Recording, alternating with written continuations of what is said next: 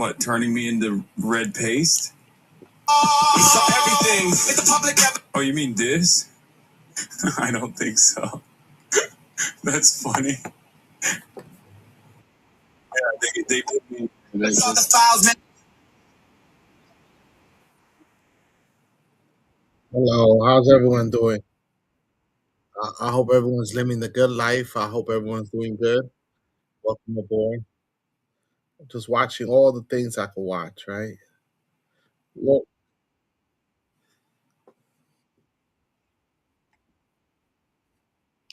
so we have a pope now, a new pope, right? We got a new pope now, and the new pope they're saying is woke, right? The new pope they're saying is woke,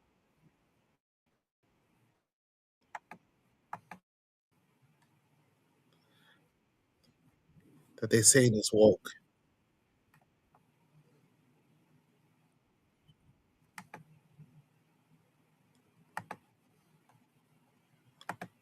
Let's look at it. Let's analyze it. Pope Leo, they're accusing him of being woke. They always do that, right? Because the definition of woke is woke originated in African American vernacular English to mean alertness to racial prejudice. It has evolved from the 1930s to 1940s, called for vigilance against injustice. Stay woke into a 2010s era term covering awareness of social issues like LGBTQ plus rights and sexism. Today is used by the left to signify awareness and by the right as a prerogative to criticize perceived performative progressivism, oversensitivity, or extreme political correctness. Right? So woke ideology is awareness, maintaining active awareness of systematic injustices. Right?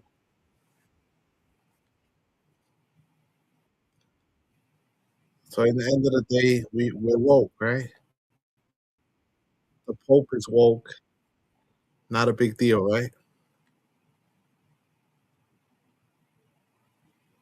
Not a big deal.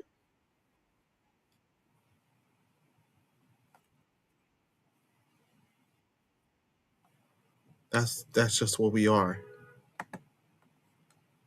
right?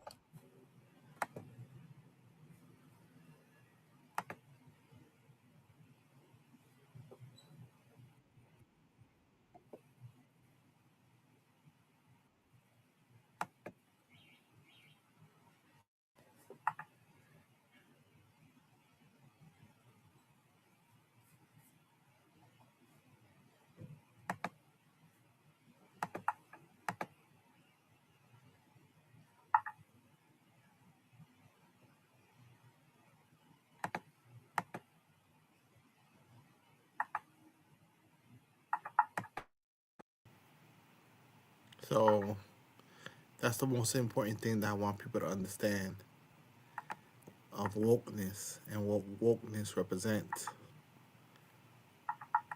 Wokeness is basically that's the most important thing that I want people to understand. What wokeness symbolizes, right? And what wokeness represents. Wokeness is basically that's the most important.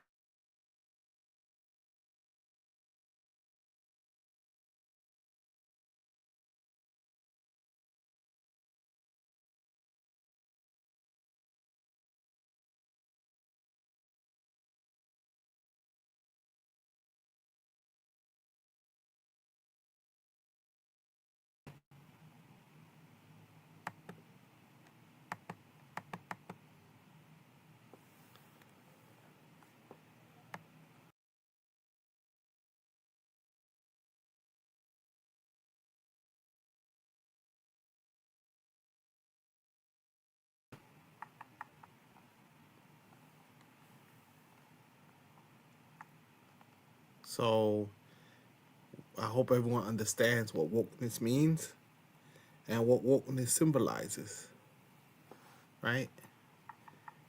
It symbolizes so much in our uniphere, right? So I hope everyone understands what wokeness means and what wokeness symbolizes. Give me 1 second. It symbolizes so much in our uniphere, right? I hope everyone understands what this means and what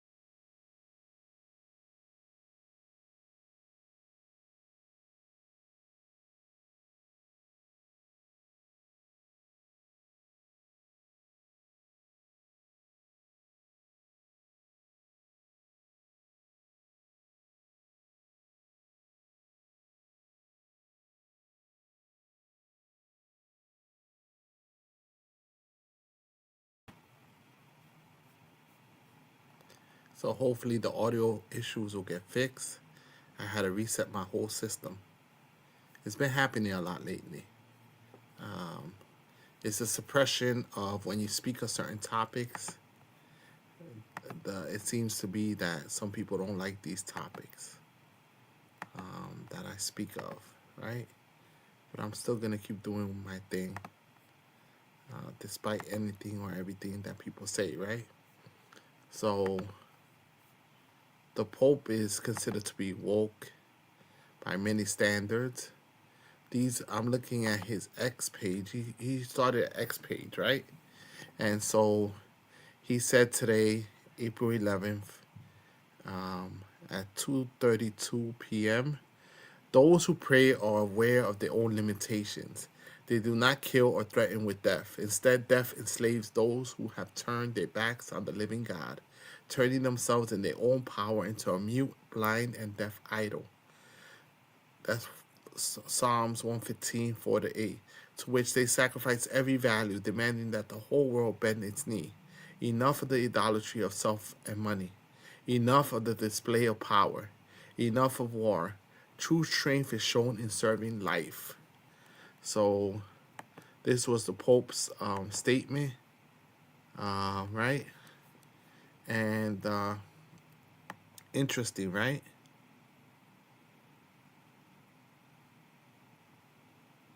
And then Christopher Hale says,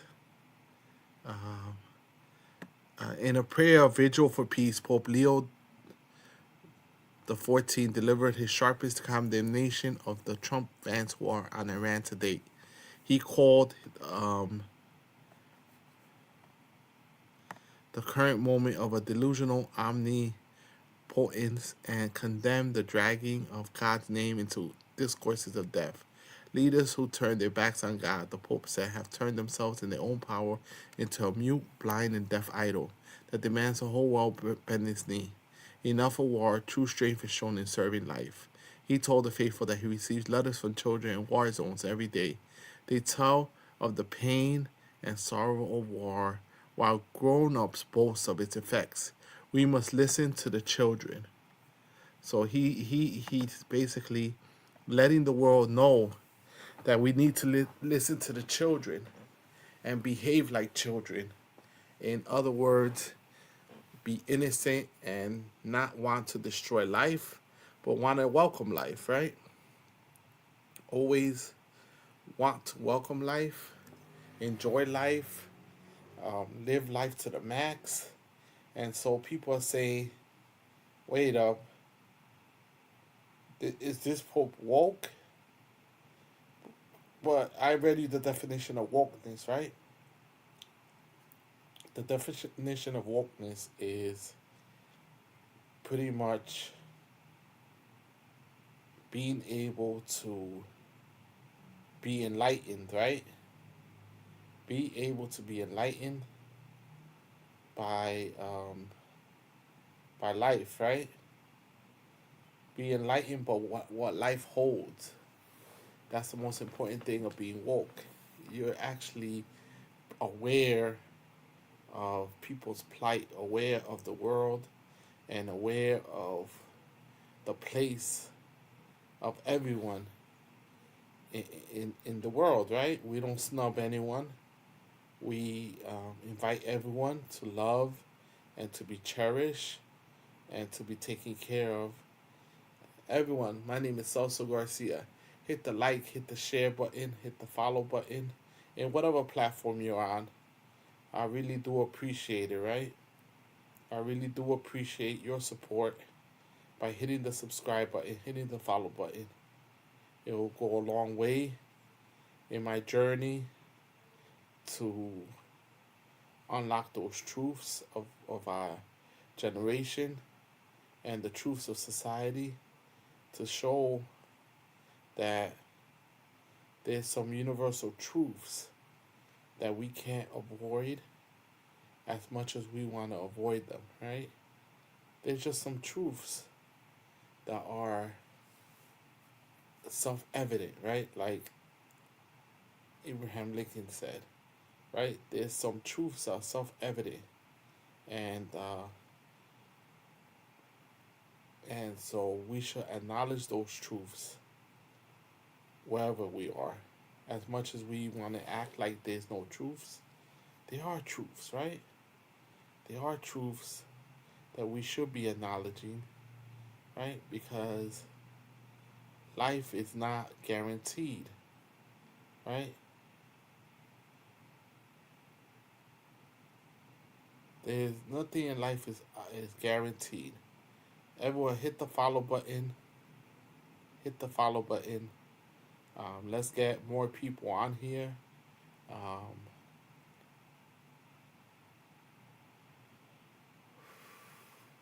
right? Let's keep reading Pope Leo's Twitter account, right? That he created. And it's a verified account. So he quoted somebody, right? He quoted a journalist, right? He quoted a journalist about that's covering Pope Leo,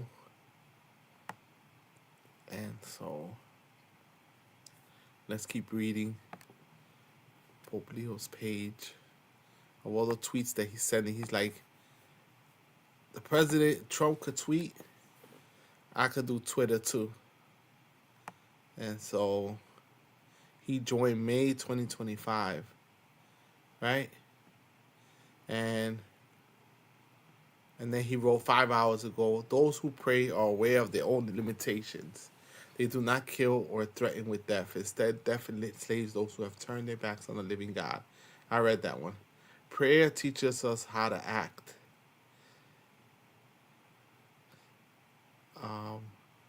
In prayer, our limited human possibilities are joined to the infinite possibilities of God. Thoughts, words, and deeds then break the demonic cycle of evil and are placed at the service of the kingdom of God, a kingdom in which there is no sword, no drone, no vengeance, no trivialization of evil, no unjust profit, but only dignity, understanding, and forgiveness. War divides, hope unites, arrogance tramples upon others, love lifts up, idolatry blinds us, the living God enlightens. All it takes is a little faith, a mere crumb of faith, in order to face this dramatic hour in history together as humanity and alongside humanity. Right? And then he said, pray the Holy Rosary of Peace. And then he did a prayer visual of peace. I renew my invitation for everyone to join me for the prayer vigil for peace, which we will celebrate in St. Peter's Basilica at 6 p.m. Hundreds of millions of people throughout the world are immersed in extreme poverty, yet disproportionate wealth remains in the hands of a few. It is an unjust scenario in the face of which we cannot fail to question ourselves and commit to change things. There is no lack of resources at the root of disparities, but the need to address solvable problems related to a more equitable distribution of wealth to be achieved with moral sense and honesty. So, is this the new woke? Because they called Pope Francis, they called him woke, right? They always found a way to call him woke. Um, they always found a way to say that Pope Francis was woke. And he didn't allow that to bring him down. He still spoke his truth, right? He didn't allow that to bring him down. He still spoke his truth, and he didn't care that people attacked him and attacked his point of view, right? He didn't allow that to happen. He kept going. He kept going with his truths because he knew that in the end of the day, the truth is the truth and a lie is a lie. He's going to stand up for what is right. And standing up for what's right is what people define as woke nowadays. And why attribute it to wokeness? Everyone hit the follow, hit the share button. I know I'm going to get censored and my algorithm is going to be off with this. Definitely, they're definitely not going to share this. But we're going to help the algorithm by hitting the like button, hitting the share button. Let's help the algorithm, right? By hitting all the buttons necessary to broadcast this channel to as many people as possible. And let's spread the love that we're learning that we should have from the Pope and from other religious figures that are standing up to oppressive forces, right? And so even if they feel threatened, and the Pope was supposed to come in 2026 to the United States, and rumors are that he has canceled his trip to the United States because of the state of the politics of the world, right?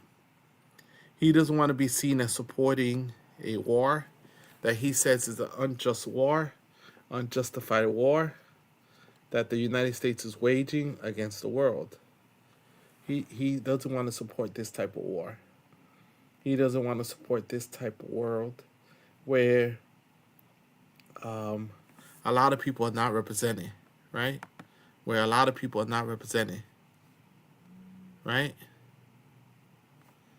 Where people feel as if they're not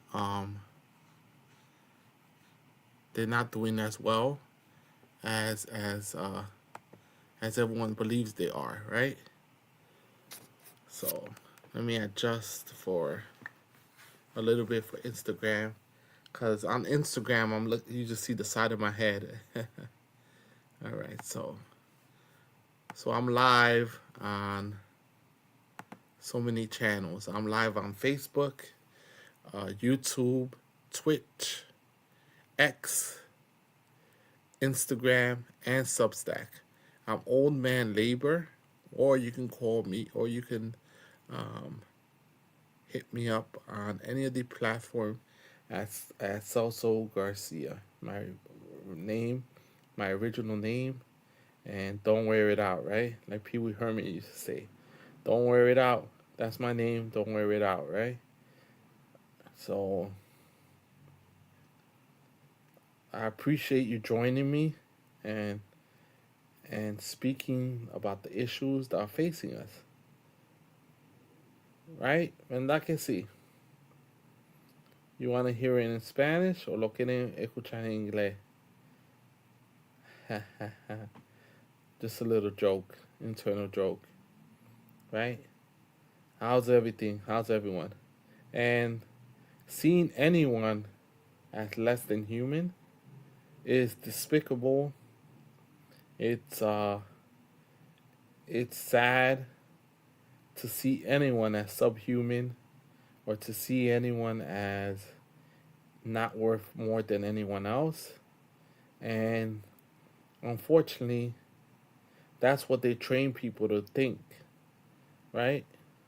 In our classrooms, in most places, they teach people that some people are worth more than others, right? Some people are worth more than others in this world and in this lifetime, and that if you speak more than one language, you're considered a threat, or you consider not as intelligent as a person that only speaks English, right?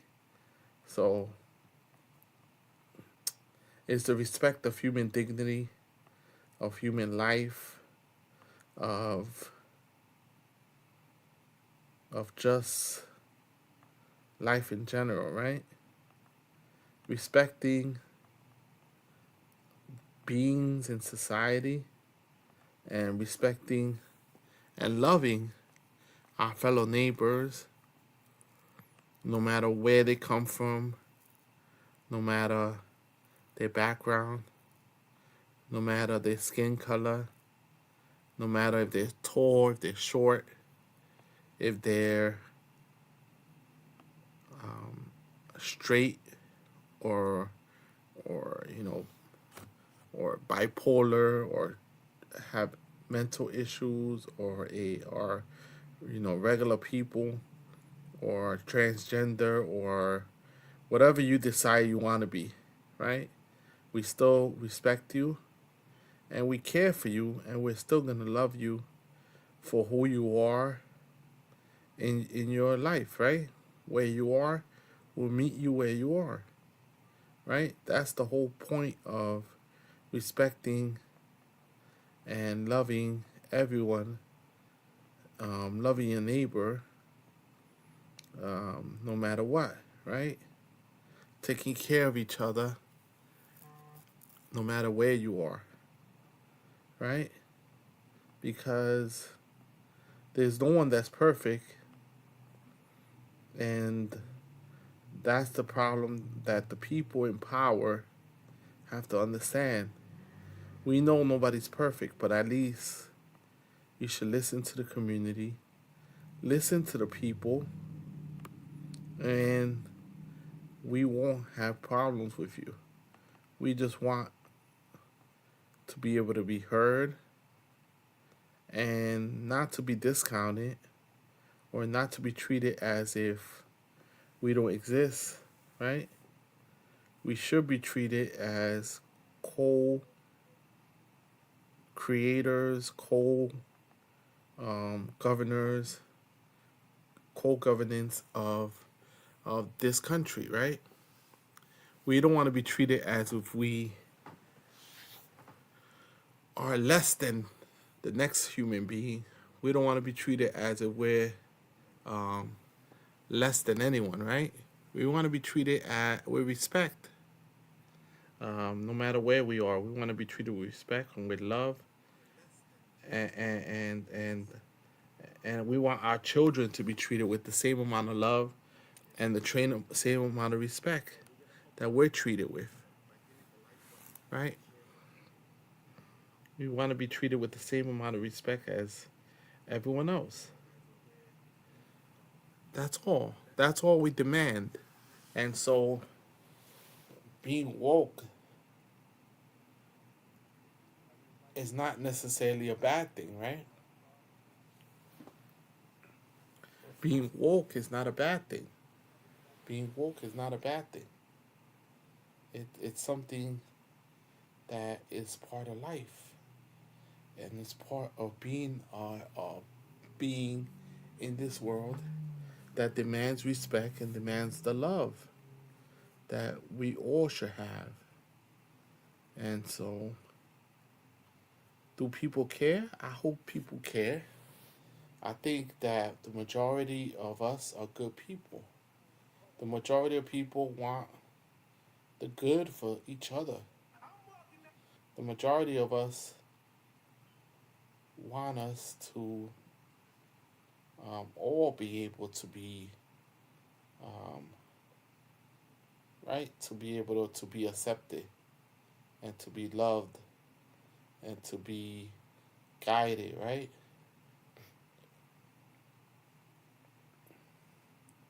Right? We all want to be able to be guided and to be cared for and to be loved. No matter how much people say that they don't care about who's who, right? Or they don't care about how they're treated. In the end of the day, everyone cares about being treated correctly and being treated with respect. So, are Americans becoming woke? I hope so. I hope people are waking up and realizing that we're not living in an equitable world, that things are not fair for everyone, that everyone is not held to the same standard, that justice is bent in the wrong direction. And we knew that already, right?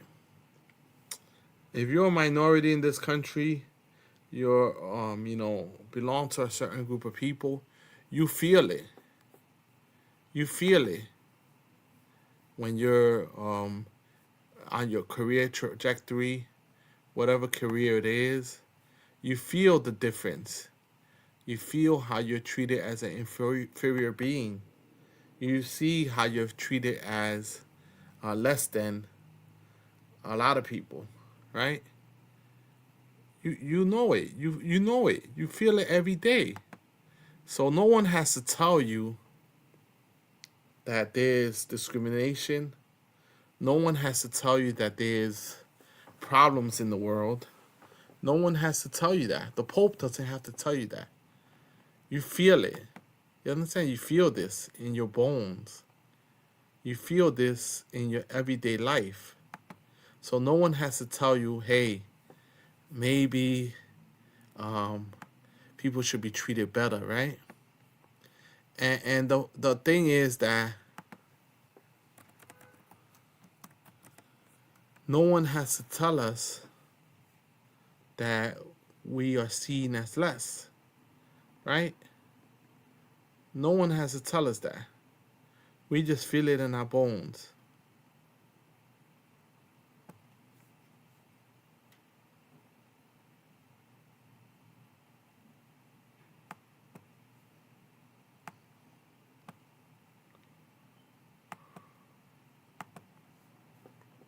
So so a lot of people were upset with the Pope's reaction, right?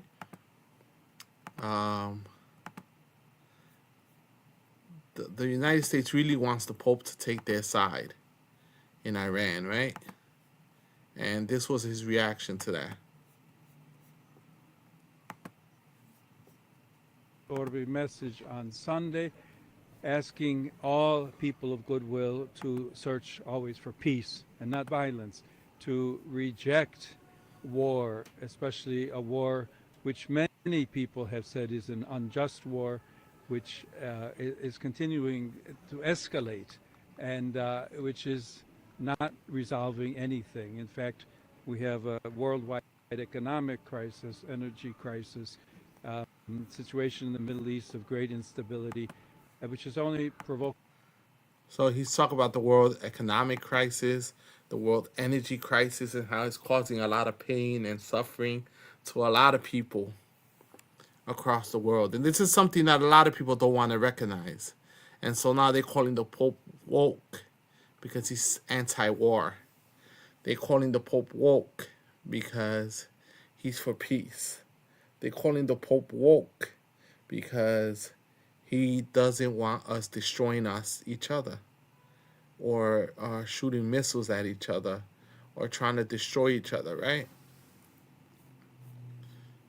right? There should be peace on earth, right? More hatred throughout the world. So come back to the table. Let's talk. Let's look for solutions in a peaceful way.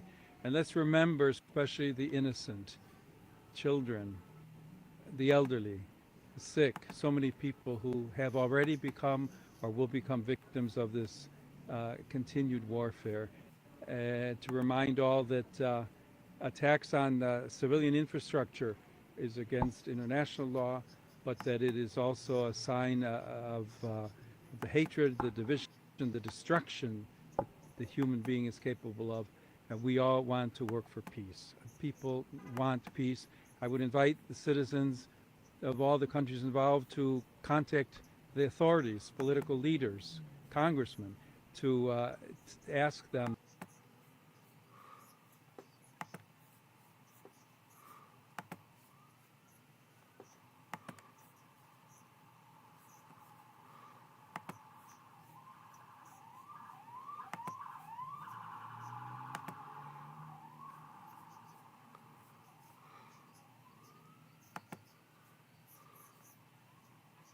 Has come into effect along the entire front line.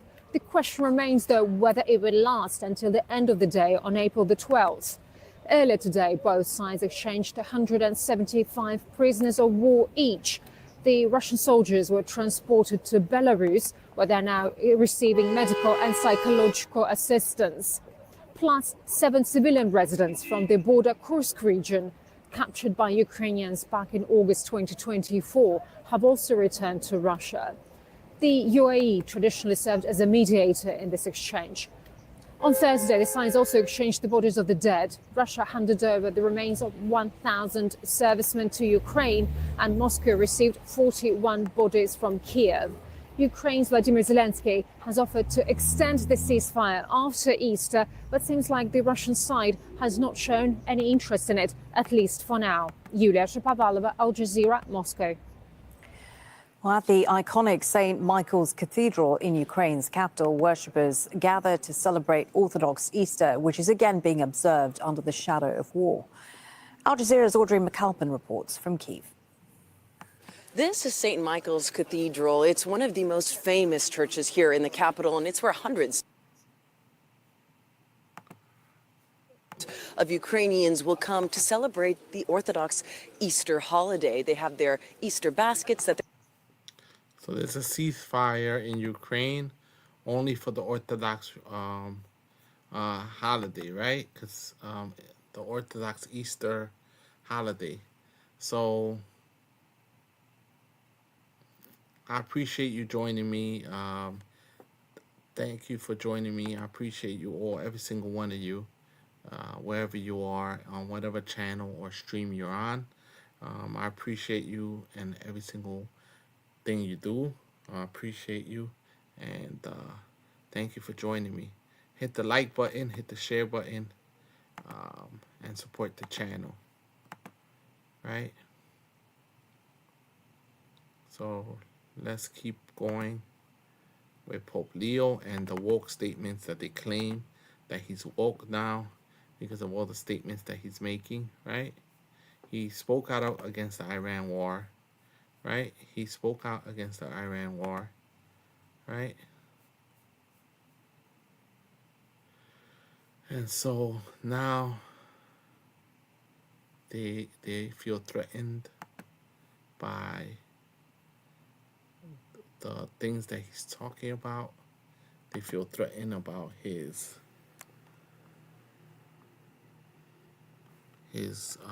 so-called wokeness, right?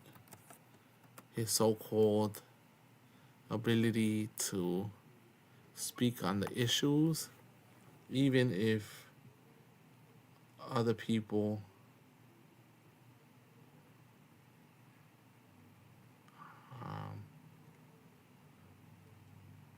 don't want him there, he's still gonna show up, right?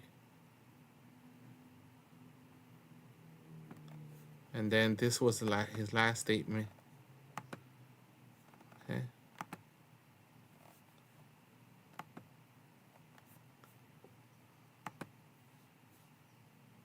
goodwill to search always for peace and not violence, to reject war, especially a war which many people have said is an unjust war, which is continuing to escalate and which is not resolving anything. In fact, we have a worldwide economic crisis, energy crisis, situation in the Middle East of great instability, which is only provoking more hatred throughout the world.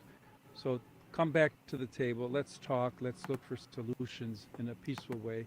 And let's remember, especially the innocent, children, the elderly, the sick, so many people who have already become or will become victims of this continued warfare. To remind all that attacks on civilian infrastructure is against international law, but that it is also a sign of the hatred, the division, the destruction that the human being is capable of. And we all want to work for peace. People want peace.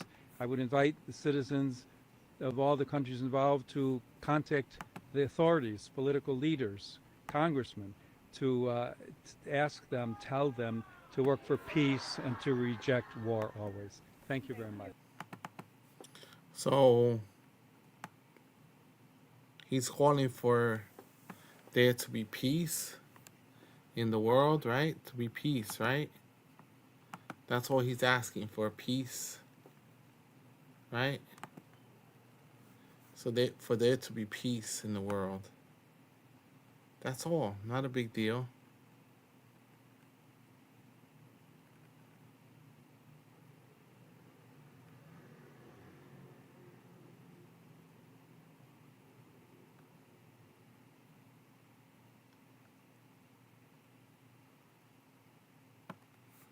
And Trump said that it doesn't make a difference to him if there's a peace deal struck or not, right? It doesn't make a difference to him if a peace deal is struck or not. He's not interested if there's a peace deal or not, right?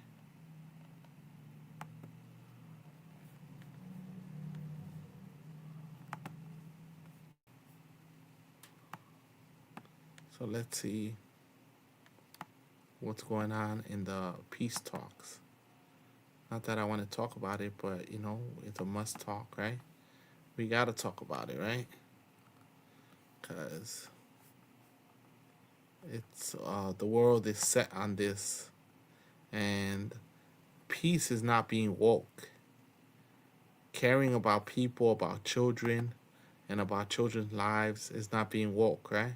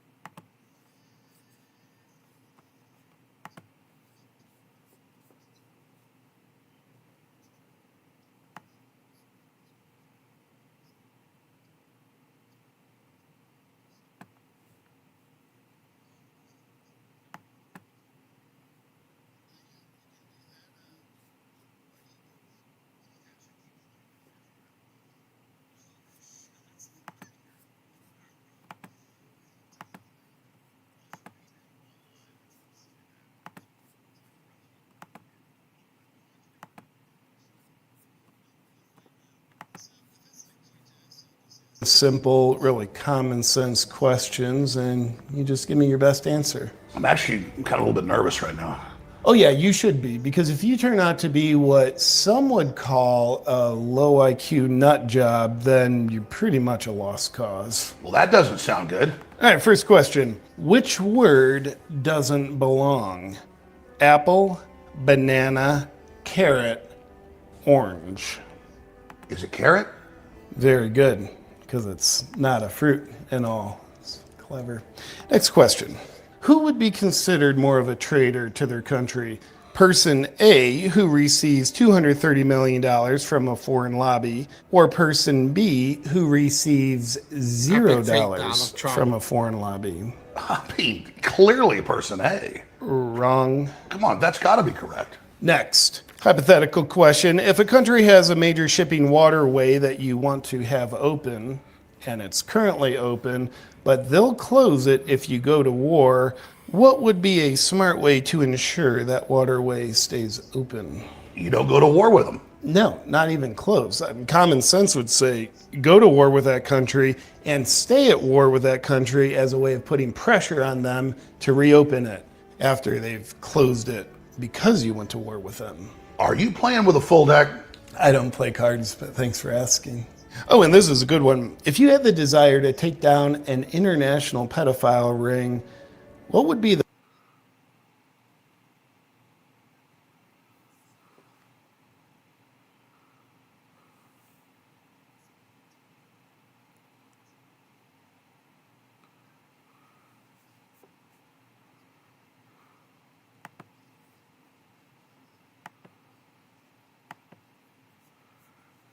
They make sense. They take him down, right?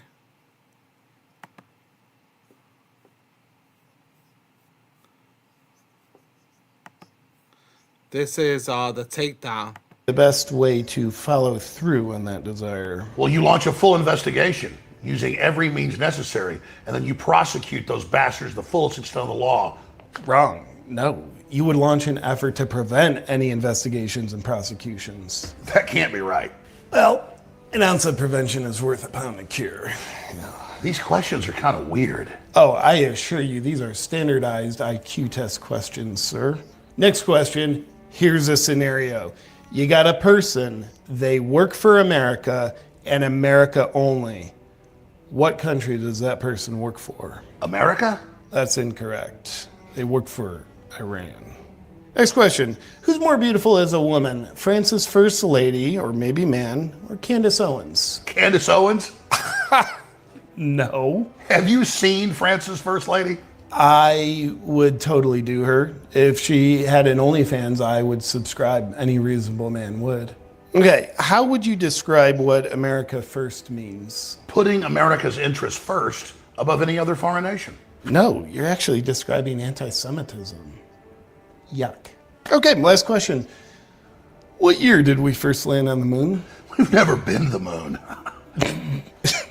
No, we've been to the moon. We go all the time. Well, your test is complete. I've never seen a score like this before. What'd I get? You got an IQ of 65. Is that high? No, that's a very low IQ. My life is literally ruined. He was right. Who was right? Just don't worry about that now. My big question is, what am I going to do with my life now that I've learned that I am so stupid? Well, just remember, you're also a nut job. But yeah, you're pretty screwed. Really, the only option I can give low IQ people such as yourself is to go off and open a Somali daycare. I am completely devastated. Oh my God. Are you talking about that creature that looks like from the Lord of the Rings, the goblin thing that shovels around beside Macron, whatever it is? Oh, wow. So they took Trump down. Alex Jones is attacking Trump big time, right? Alex Jones is attacking Trump big time and saying that Trump called him low IQ. But all the decisions... You're saying she's beautiful? Okay. Beautiful to do like a gremlin, maybe. Good. Right? The decisions that are being made are low IQ decisions. So how could they accuse him of being low IQ when the decisions Trump is making are even more low IQ than his decisions, right? And so now they're going crazy. They're going hard on Trump and his status, right? So this is what he said. Now thinks of you. I have to do my best to try. So Candace Owens, they're saying was ahead of the curve, right? So here you are. Take a listen. I don't know who's whispering to this guy's ear, like freaking Grima Wormtongue from Lord of the Rings, but they're telling you wrong stuff, bro. Half of the people that I grew up with in this movement are not on Ben Shapiro and Mark Levin's team. Okay? We aren't neocons. We aren't war hawks. We want America first. And if you make me choose between America first and MAGA, it's America first all day. That's what MAGA was supposed to be. You were just the best vessel for it, bro. Don't get it twisted. But as bad as he is, as corrupt as he's gotten, the insider trading, all of it, I'm really glad he's differentiating and saying, you're not with me, because I'm not with you. I don't want to be at your cool, corrupt kid, Howard Lutnick, Jeffrey Epstein class table. Thank you so much for delineating that I'm not with you, a sinking, burning ship. He wasn't loyal to his original mission. He wasn't loyal to America, and he became a creature of Israel and Benjamin Netanyahu, and all of his never-Trumper enemies are now the courtiers with the madness of King Lear telling him the lie. So you telling me that the world has changed? You're telling me that the never Trumpers have now become the always Trumpers, and the MAGA guys became the ultra MAGA guys, and now the ultra MAGA have abandoned Trump overall? Is that what you're telling me? And so when they call the Pope woke, this is the stuff they're talking about. The people that are on his side are speaking woke language, right? They're speaking woke language. Believe it or not, they're speaking woke language. And worshiping him the way he wants to hear it, and I am not one of those people. This proves one of many things. The first thing, he shouldn't be in office anymore. Implement the 25th.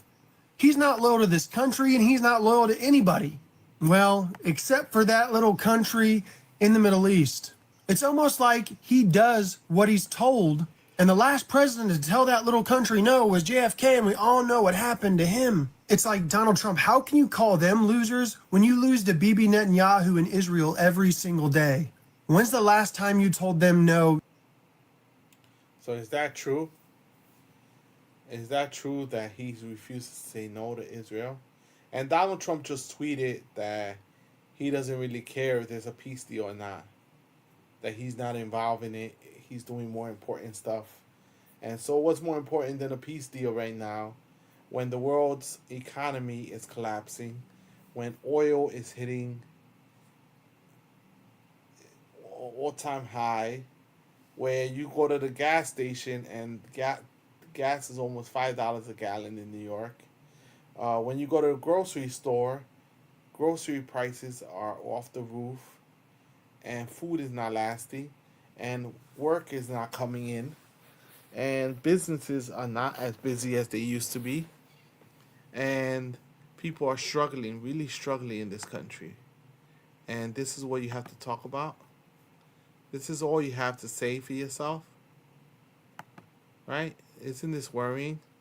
To anything. He said Brigitte Macron is far more beautiful than Candace Owens. All I can say is he's blind. That's all across the internet. Take your pick, left and right. People understand that message was really your basket of deplorables moment. I mean, even on Truth Social, your very own platform, they've turned on you. Let's go through just some of these responses, okay? What? You are way out of line. Most of these people, especially Alex Jones, have been your day ones. That's correct. Just to remind you, Trump, when no one would have you on, when no media company would have you on, Alex Jones had you on his show. This person continues, you need to take a step back and take a good hard look at who is whispering in your ear and get back to America first. Next person, Trump, you are just going against everyone that fought for him to win just because of the Epstein files and being at war with Iran for Israel. They didn't leave MAGA, MAGA left them. Clearly you are insane. Time to resign, Donald, or face the 25th. You are mentally and emotionally unfit to be POTUS. Is that what the Pope was talking about? Is that what the Pope was talking about when he was talking about, right? Is that what he was talking about? And this is just a quick update. It was just 10 hours ago. And so President Donald Trump has issued an ultimatum to Iran, warning that the United States is ready to go if peace talks do not go well. In an interview with News Nation, Kelly Meyer, Trump predicted the Strait of Hormuz will reopen in the not-too-distant future. Asked how he thinks the talks will go, Trump said he has no idea, but he warned that if the talks do not go well, the U.S. will reset. We're ready to go. He earlier told the New York Post that the U.S. is preparing to resume strikes on Iran if peace talks in Pakistan fail. Why it matters. The president's comments come as a U.S. and Iranian official held separate talks with Pakistan's Prime Minister on Saturday. As part of the effort to encourage direct talks amid a 2-week ceasefire made fragile by deep disagreements, the talks could determine whether the ceasefire holds or the war resumes. Right? So it's just a reality that the wokeness that they're talking about, Pope Francis, is a wokeness that we wish that our elected officials in America have, and a wokeness that we wish our officials have and are able to provide for us, right? Because obviously they don't care about what's happening, right?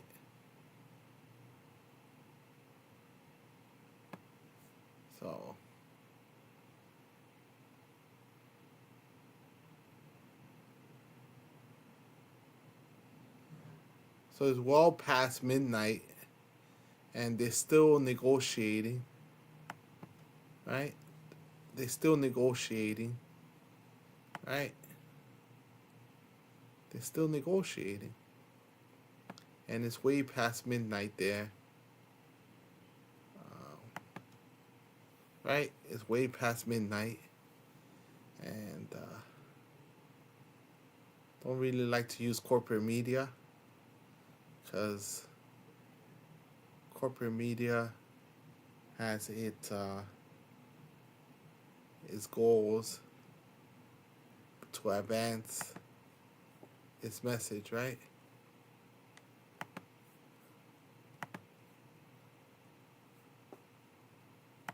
Ever between the US and Iran's Islamic Republic.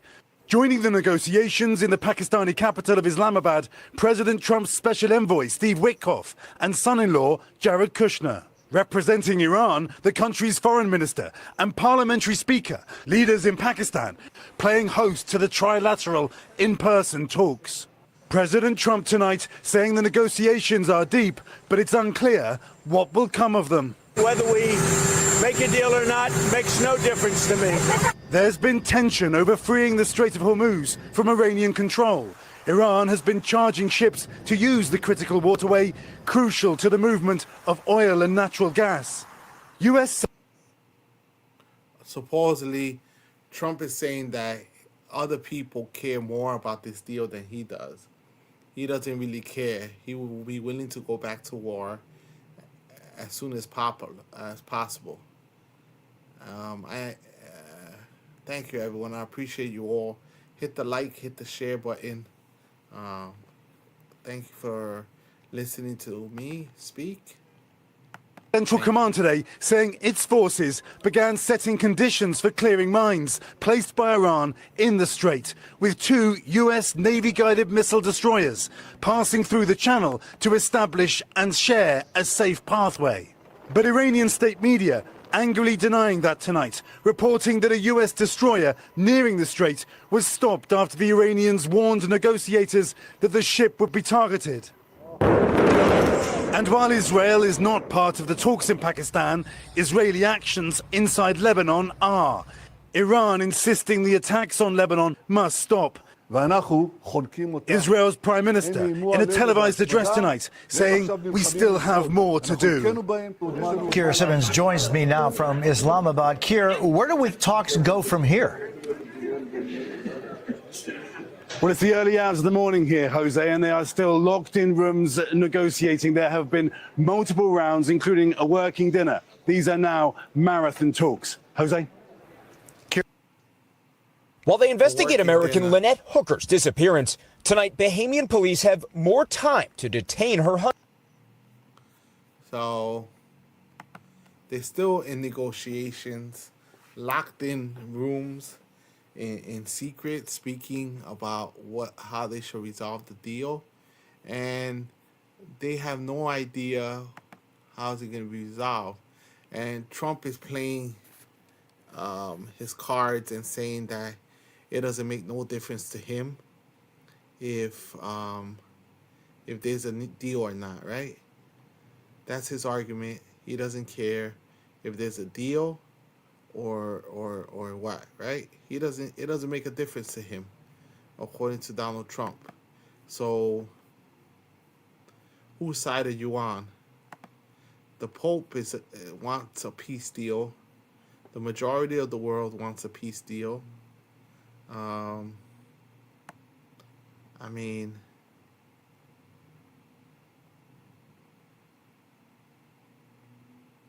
and at the same time, there's Hungarian elections.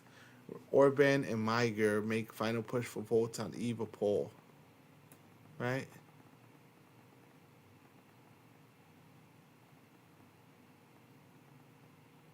So they're still meeting in Islamabad, and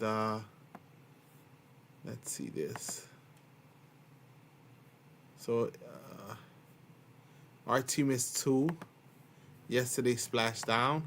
I don't know if you, and a lot of people were watching that in the news, the splashdown of NASA, Artemis 2. Right, they splashed down, and then they were rescued from the ocean. And these are some pictures of them splashing down with a parachute. Right, and then they were rescued.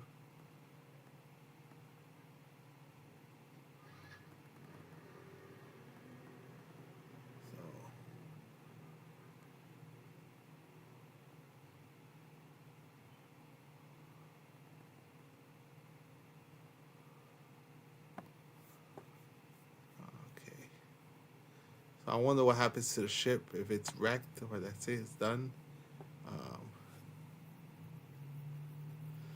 So you heard about this one. This is a big one.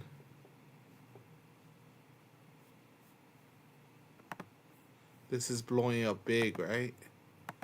On all the people that supported Democratic lawmaker Eric Swalwell, right? So they say that he had major accusations against him, and that these prosecutors are looking into him in Manhattan, right?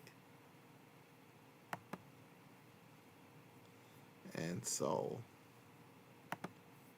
Congress is saying they're gonna expel Eric Swalwell and Tony Gonzalez. They face serious accusations of doing all types of heinous things to women, especially aides and young women that work for them, right? Swalwell and Gonzalez set to face expulsion votes, right, according to Axios, right? Representative Anna Paulina Luna plans to force a vote to expel Representative Eric Swalwell next week over sexual assault and misconduct allegations, Axios has learned. She's a Republican from Florida, right? So Swalwell denies the allegation. Why it matters. Democrats are set to respond by moving in turn to expel Representative Tony Gonzalez, Republican of Texas, who's being investigated by House Ethics over sexual misconduct allegations. Two Democratic leaders aides told Axios. So, what do the Democrats do? They try their hardest to defend one of theirs. So instead of saying, you know what, expel them, they're going to turn and say, expel a Republican, right? So, one for one. They're doing a trade, a bartering session. Is this what? Bad optics, right? This is the problem with the corruption and the big money interests that the establishment and corporate Democrats, the corporate Republicans, they have the same issue, right? Why it matters. Democrats are set to respond by moving to return to expel Representative Tony Gonzalez of Texas, who's being investigated by House Ethics over sexual misconduct.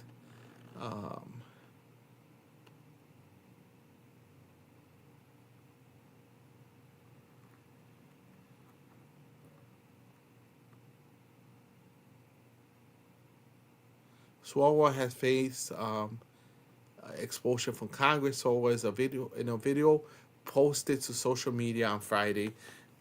These allegations of sexual assault are flat false, right? So he's saying that the videos posted against him are straight up false, and this is the video he posted.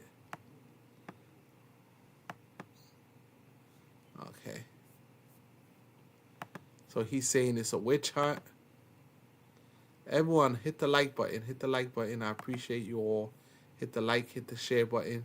Let's hear what he has to say, right? We got to hear the other side, right? We got to hear what they have to say. They both deny the allegations and saying there's hit jobs on him. But there was a video circulating online of him pretty much making out with a woman, but I don't know the date of the video. And he's a married man, and so this is total corruption on both sides. That's why they cover each other up. That's why they didn't want the Epstein files to come out. That's why they both sides are involved with this type of nonsense, right? Both sides are involved in this nonsense. A lot has been said about me today through anonymous allegations, and I thought it was important that you see and hear from me directly. These allegations of sexual assault are flat false. They are absolutely false. They did not happen. They have never happened, and I will fight them with everything that I have. They also come on the eve of an election where I have been the frontrunner candidate for governor in California. I do not suggest to you in any way that I'm perfect or that I'm a saint. I have certainly made mistakes in judgment in my past, but those mistakes are between me and my wife. And to her, I apologize deeply for putting her in this position. I also apologize to you if in any way you have doubted your support for me. But I think you know who I am. For over 20 years, I have served the public. As a city councilman, as a member of Congress, and as a prosecutor who went to court on behalf of victims, particularly on behalf of sexual assault victims. That's who I am and have always been. This weekend, I'm going to spend time with my family and friends, and I appreciate those who have reached out to me to show support, and I look forward to updating you very soon. Uh-oh. Man, what do you think? Is it a coincidence they came out now? Or it's just...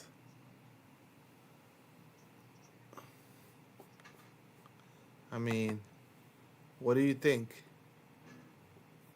Is it a hit job on Swalwell? Or it's just a truth bomb that just fall on him? Is it a truth bomb that fall on him? Tell me the truth. What are we gonna do?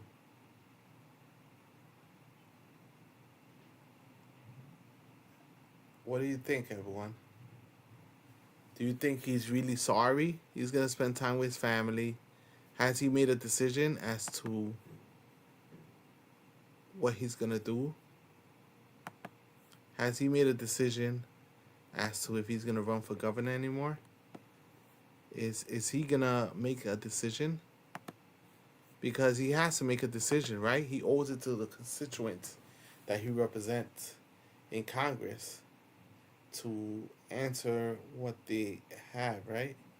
So Swalwell said in a video posted to social media on Friday, these allegations of sexual assault are flat false. They are absolutely false. They did not happen. They never happened. Gonzalez, who has dropped his bid for a re-election, admitted to an affair with a staffer who later died by suicide, calling it a lapse in judgment. So did they pressure her? Like, she had a really hard time. So her story's not coming out. Right? Her story's not coming out.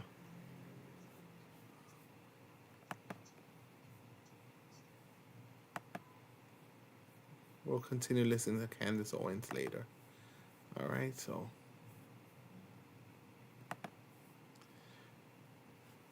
The San Francisco Chronicle reported Friday that a former staffer accused Swalwell of sexually assaulting her on multiple occasions, including a first instance in 2019. Shortly after the Chronicle story published, CNN ran a detailed report with 4 women accusing Swalwell of various acts of sexual misconduct. In his denial video, Swalwell apologized to his wife for unspecified mistakes. So, it's not just one woman, 4 women that have come forward so far with the same allegations. So, should he take the Trump approach and say, I don't care, screw it, I'm just going to keep going and I'm going to run for office? Or should he drop out of the governor's race? Right? Should he drop out? Swalwell is shedding endorsements fast, with even Representative Jimmy Gomez, Democrat of California, one of his campaign chairs, rescinding his support. House Minority Leader Hakeem Jeffries and former House Speaker Nancy Pelosi have called for Swalwell to end his gubernatorial campaign. Swalwell's page on the Democratic fundraising site ActBlue was pulled down on Friday. The bottom line, if those expulsion votes succeed, it could trigger a chain reaction. One of the Democrat leadership aides and a senior House Democrat told Axios. But these votes require a 2/3 majority to pass, and lawmakers have tended to stop short of expelling members in the absence of a criminal conduct or a completed House Ethics Committee process.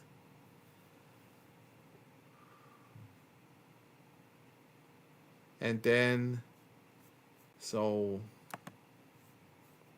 what do you think? Will you vote for a governor? Will you vote for a governor that has been accused of sexual misconduct, of sexual assault? Will you vote for somebody like that? Or will you look past it and say his private life has nothing to do with his public life? I mean, the allegations are serious, right? And the problem is that a lot of powerful men always get away with this stuff, right? Powerful men always get away with this type of behavior. It's just a fact of life. Powerful men can get away with this behavior, and no one can tell them what to do. Are they used to getting away with the behavior? Is that a fact? That they can do this behavior and have not face any type of consequences? Not like the majority of us, right? That will get fired from our jobs, will face serious consequences if we're accused of doing this, engaging in this type of behavior. And it's kind of work related, right? Because it happened with people that work for him. So there's a power dynamic there, right? He had power over these interns or over these women that were young, on the younger side, that were college students, that were swayed by him, or he used his power over them and being their boss. I mean, there's definitely a power dynamic there, right? And so I appreciate you all. Hit the like, hit the share button, hit the follow button. I appreciate you all on Facebook, YouTube, Twitch, X, Instagram, and Substack. I appreciate you all for joining me. Let's keep going with all the stories we're going to cover. So, is America woke? Right? Is America woke? Do we care about things like this? Or are we just going to look the other way like most people have for a very long time, right? A lot of people have looked the other way for a very long time and feel like they don't care about this type of stuff, right? This type of drama. They don't care about this type of drama. They see it as distractions from the real life, right? But do regular people care enough not to vote for this person? Because obviously the Democrats claim to care. Let's finish watching the Candace Owens video.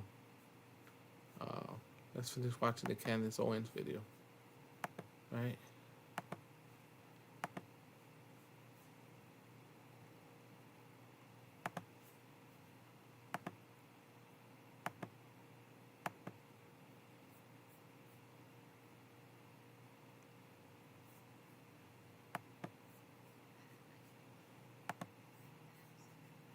My view, what was the most brutal and sadly a recurring response all across social media was this. Take a look at this tweet about Charlie. People were saying that Charlie would be on this list if they hadn't killed him. Like I said, many people said that in different ways. Charlie would be on this list if they hadn't killed him. So you should probably take a second to fully absorb what is being implied there. What is being implied there is that there is no truth and there is no loyalty within you.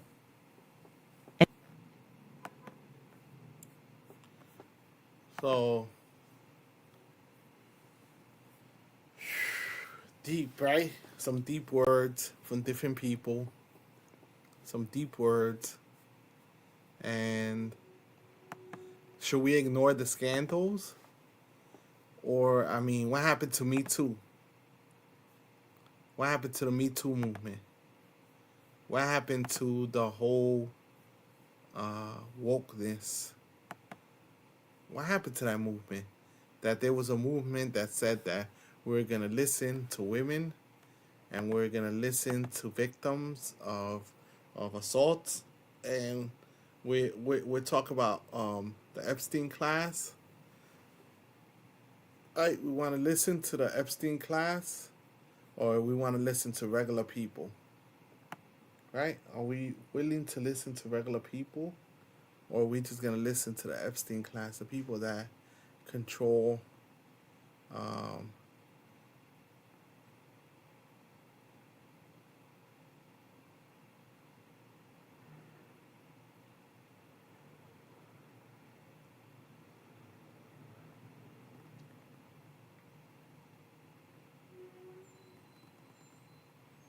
and today pretty much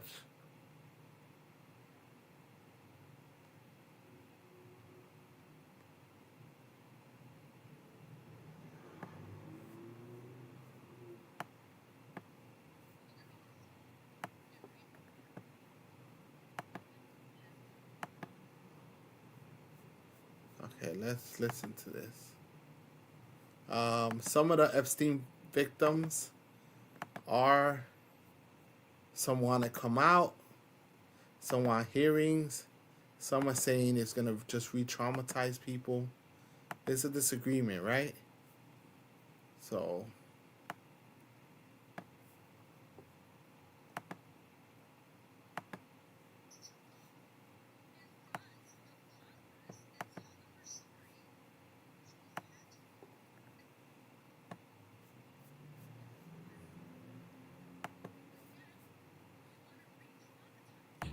ask us to go in front of Congress and tell them our story, which we've had told some of them already. Nobody has done nothing. But yet, you want to re-traumatize us and ask us to go in front of Congress and tell them our story, which we've had told some of them already. So now you want us to tell them again under oath and re-traumatize us and then do absolutely nothing. That sounds like a shitty idea. It sounds like you're just trying to shift attention from something to something else. So, how does this benefit the Trump family, is my question. Nobody has done nothing. But yet, you want to re-traumatize us and ask us to go in front of Congress and tell them our story, which we've had told some of them already. So now you want us to tell them again under oath and re-traumatize us and then do absolutely nothing. That sounds like a shitty idea. So, some of the Epstein victims don't like the idea, right? Some of Epstein's victims don't like the idea, right?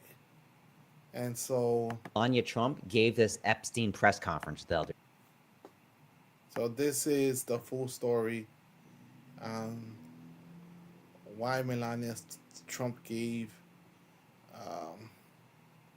Day. He can It's say it because better of than I this can. woman, Amanda Ungaro, who has been friends with Melania Trump for 20 years. And that right there, this is absolutely shocking. We now likely know why Melania Trump gave this Epstein press conference the other day. It's because of this woman, Amanda Ungaro, who has been friends with Melania Trump for 20 years. And that right there is her husband, Paolo Zampalli, who Trump appointed to the Kennedy Center board as well as a special envoy to the United States. But he also happened to be a good friend of Jeffrey Epstein and appears in the Epstein file over and over again, 16 different times. In fact, Paolo claims to have introduced Melania to Trump in 1998. Now, his wife, Amanda, who was friends with Melania Trump for 20 years, was on Jeffrey Epstein's Lolita Express multiple times. But Amanda is now angry because Paolo here asked Trump to deport her over a custody battle over their son. So Amanda is now speaking out, threatening legal action and to spill the beans on everything. And she's going to tear Melania down as well as the system, and that she's not afraid. This is absolutely shocking. We now likely know why Melania Trump gave this Epstein press conference the other day. It's because of this woman, Amanda Ungaro, who has been friends with Melania Trump for 20 years. And she has a profile on X, but she has it private. So you want Swowa out. You want to pursue justice to the end. And you want Swowa out of Congress. And you claim to want justice and all the way to the end of the earth. You're willing to go to justice, right? And you're willing to pursue all the Epstein files, not just the ones you want, but all the Epstein victims have a voice and have an ability to speak and have an ability to be heard. But since when do you put abuse victims in front of the press, in front of the world, to speak their stories of being attacked, of being sexually assaulted, of all types of heinous activity, and all types of, heinous stuff happening to them? Why? Why will you expose them to that type of publicity and that type of animosity? Trauma victims. They said they're willing to do it. They said they're willing to testify. But why are you going to put them through that? Right? Why not release the whole Epstein files? Right? You can have depositions for them and have them released. And then have the video release of the recorded depositions and ensure the safety and the well-being of these women. And also, a lot of these women sign non-disclosure agreements, guarantee them that they won't go after them legally if they speak about stuff that they told them not to speak about, that they sign agreements not to speak about. Release them from the non-disclosure agreements. You know, right? Even if you provide them with legal help and with lawyers, would they be able to trust that legal assistance that's being provided? Would they be able to confide in the help that you're trying to provide for them? Would they be able to trust you? Because it seems like they only care about certain people, but don't care about other people, right? They don't care about other people, right? Yes or no? Am I right or am I wrong? Am I right or am I wrong?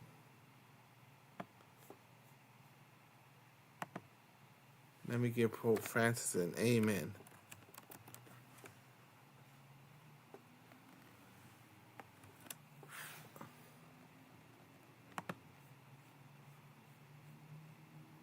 Sorry, Pope Leo, not Pope Francis, Pope Leo. So, this is the world we live in, where we only want certain people to follow the rules, and we only want to hold accountable the people we want to hold accountable. But we should hold every single person to the same standard, to the same rules, to the same disciplinary issues, right? Not just one person, not the other. We want to pursue Gonzalez, Suriwell, but now we don't want to pursue Epstein. What's taking so long to release the Epstein files? Release them. Just release the Epstein files. What's the big deal? Release them and stop trying to hold on. Right? Stop trying to hold on.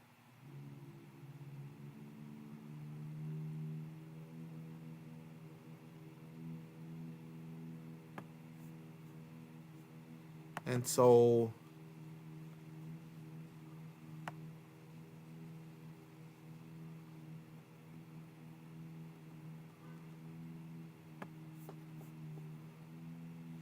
Politico reported on the Pope, right?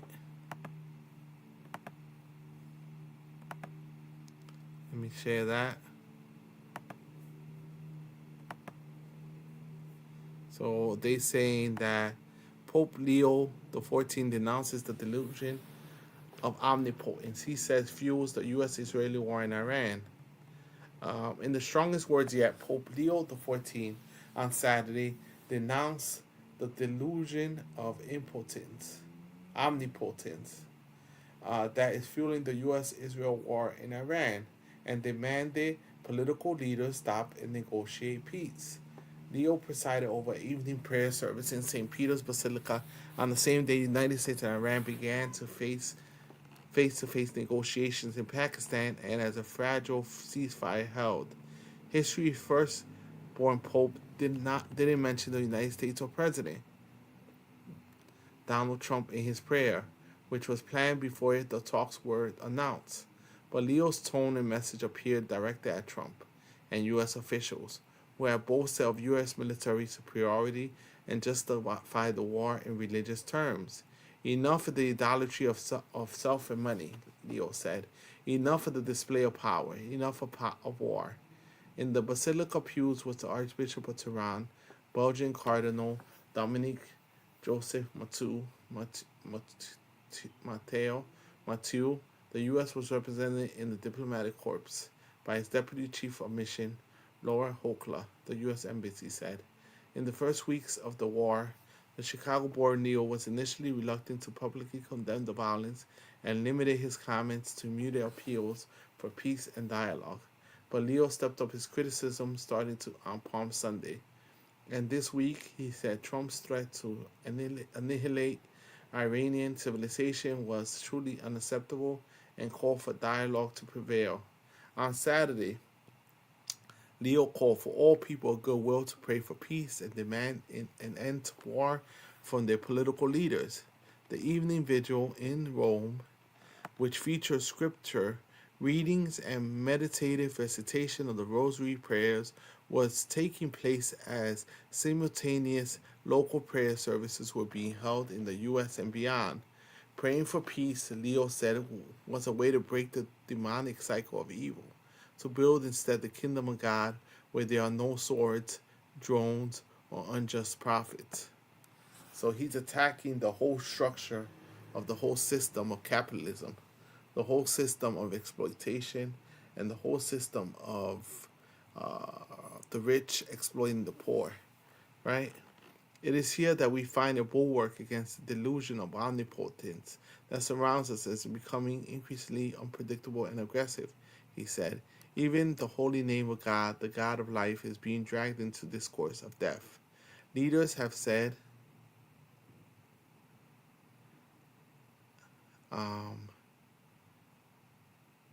religion to justify their actions in the war. U.S. officials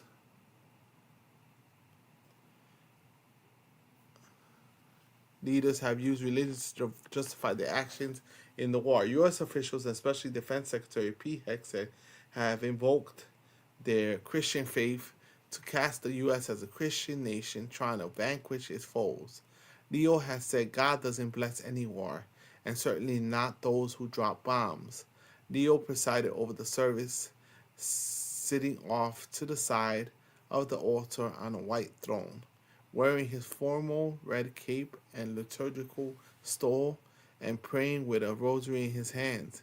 Many of the priests and nuns in the pews fingered rosary beads as the Our Father and the Hail Mary prayers were recited. The Vatican is particularly concerned about the spillover of Israel's war against Hezbollah in Lebanon, given the plight of Christian communities in the south. And I don't know if you know, but the Pope was in Lebanon, right? He had visited Lebanon. And there's a large Christian population in Lebanon. So the Pope is worried about that Christian population that he visited, right? He's worried.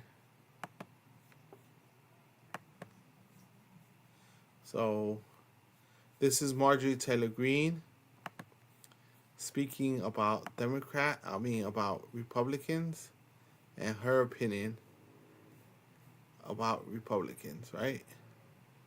And what they stand for.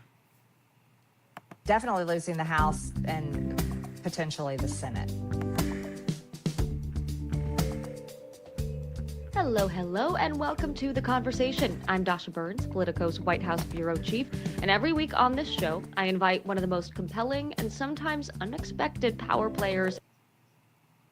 Greene joins the conversation. Former Congresswoman and really politics at large, how both parties are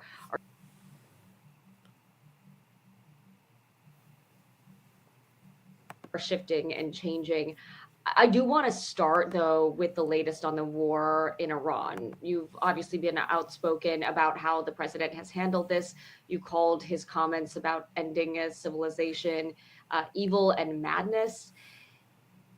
He ultimately didn't go through with those threats, and now we're in this fragile ceasefire. Like, some are saying this is a victory for the president. Others are criticizing the terms of the ceasefire and kind of where we got to here.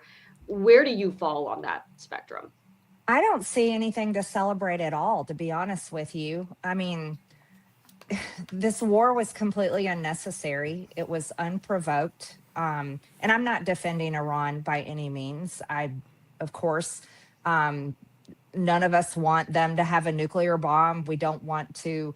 They chant death to America. Those things are terrible. And and military members in the past that have been killed by the Iranian regime.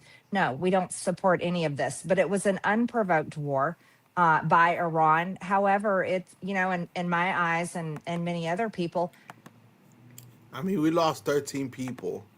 And my biggest criticism of people like Marjorie Taylor Greene is that they threw their full weight and their support behind Donald Trump, right? So before you throw your support behind somebody, you got to make sure that they're ready to be president, that they're ready to stand for the American people. So now you all of a sudden want to rescind and take back the support that you gave him. And you showed up to the State of the Union wearing MAGA gear, right? And you shouted during Biden's presidency about wearing MAGA, how you were MAGA, MAGA. You love MAGA and you love this. And now all of a sudden you realize that you were following something that you don't really believe in. You fell into the trap of being a fanatic of the MAGA movement, right? And now we should trust you and your opinion and your judgment, right? That's what you're telling us. I believe this is a war on behalf of Israel, and it shouldn't be happening. And look at where we are now. The Strait of Hormuz was open before this war, and now it's mostly closed. The price of oil is, well over $100 a barrel and continues to fluctuate depending on the day's news. And I don't see anything to celebrate. There's many innocent people dead today because of this. There's more than a dozen U.S. military members dead today because of this, and hundreds have been injured, and we still don't know enough about all of that. So I don't see how President Trump can take any victories. The strait is mostly closed today. And there's like you said, it's a fragile ceasefire, if we can call it a ceasefire at all, because Israel was bombing Lebanon and there was bombs continuing to fly back and forth. So I really don't see any victories. The president says that the Iranian regime has murdered Americans, and he says that protecting those lives and protecting U.S. citizens from Iran is America first. How do you respond to that? Of course, we want to protect American lives. I mean, that everyone agrees with that. But what is America first is focusing on the things that are affecting Americans in their daily lives. And Iran was not affecting anything in Americans' daily lives. There are not bombs falling on our heads. Don't forget hit the like, share, follow button. And so, can we do that? Can we draw similarities between both wars? Between the war, what's happening in Lebanon, what's happening in Ukraine. There's a ceasefire in Ukraine, right? Just for the Orthodox holiday. So, I mean, how can you compare the two? That's my question. How can you compare the two?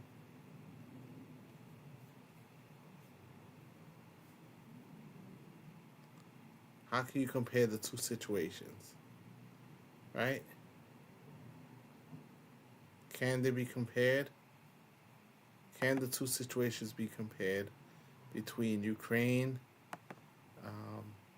Israel, what's happening in Lebanon? Are they all interconnected?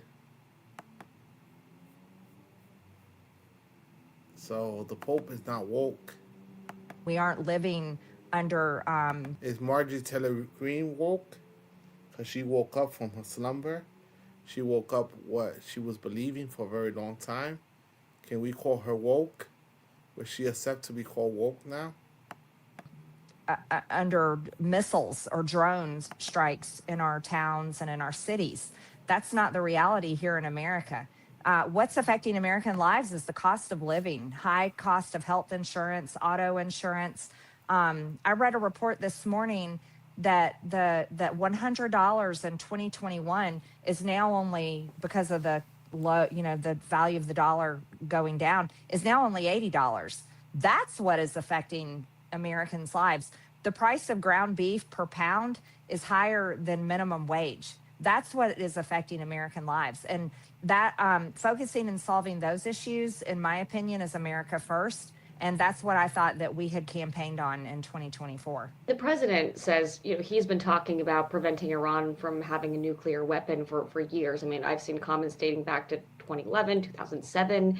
Even, he believes he did in some ways campaign on this, and he's looking ahead to prevent Iran from having the capacity to do much more damage to Americans and to the world. Do you see that argument?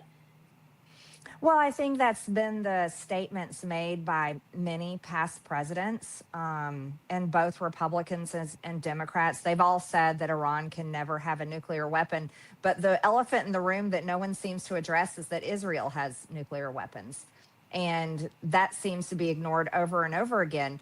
And our government funds Israel at $3.8 billion annually, but it's even more than that through different funding mechanisms, different funding bills, through the Department of the Department of War now, not the Department of Defense. So now she's against Israel and the government of Israel and the way they've been leading the charge in this war. And a lot of people are indicating that Trump doesn't really believe in this war. He doesn't really want this war, but Israel has pushed his hand and pressured him to join the war. And the interesting part is that the big money interests, the big lobbyists, the ones that spend the most money on politicians, is the Israel lobby, right? They push people to support war or support whatever they need, right? And right now, even though there's a ceasefire, Israel is bombarding Lebanon. Israel's hitting Lebanon with weapons and military action like they've never seen before, right? It's bizarre, but it's crazy, but it's true. Right? Let's keep listening.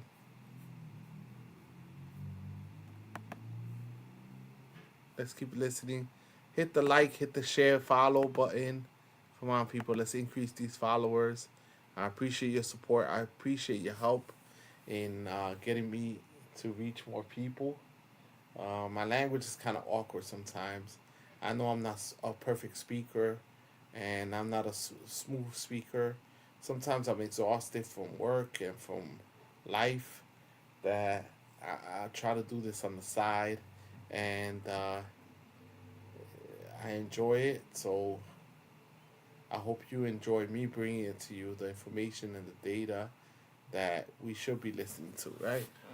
And she's saying that Democrats are just, not Democrats, but the president is ignoring the economy, the prices of meat, the prices of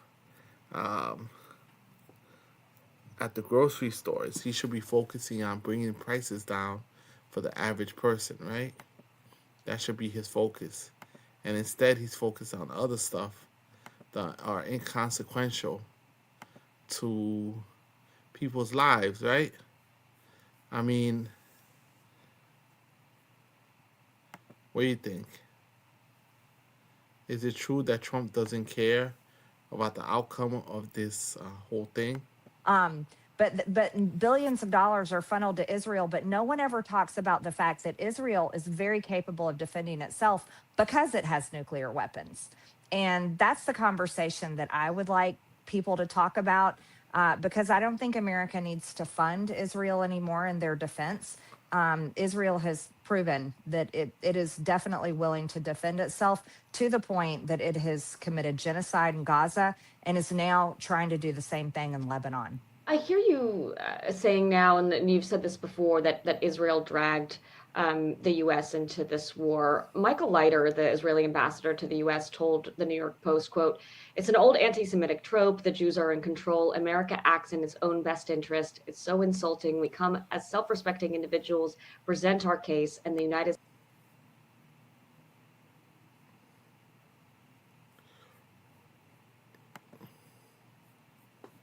So Israel denies that they're involved, that they pushed the United States into war. This is their quote from the Israeli ambassador to the U.S., according to the New York Post. It's an old anti-Semitic trope. The Jews are in control. America acts in its own best interest. It's so insulting. We come as self-respecting individuals, present our case, and the United States decides what suits, what's in its best interest. Michael Leiter, Israeli ambassador to the U.S., New York Post, February 27th. So,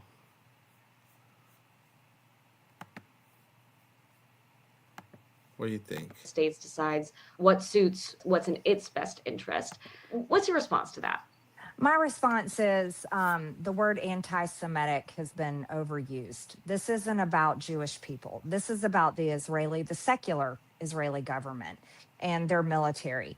And my response back to that is why was Benjamin Netanyahu reportedly in the Situation Room with the president and with the president's closest advisors when this decision was being made?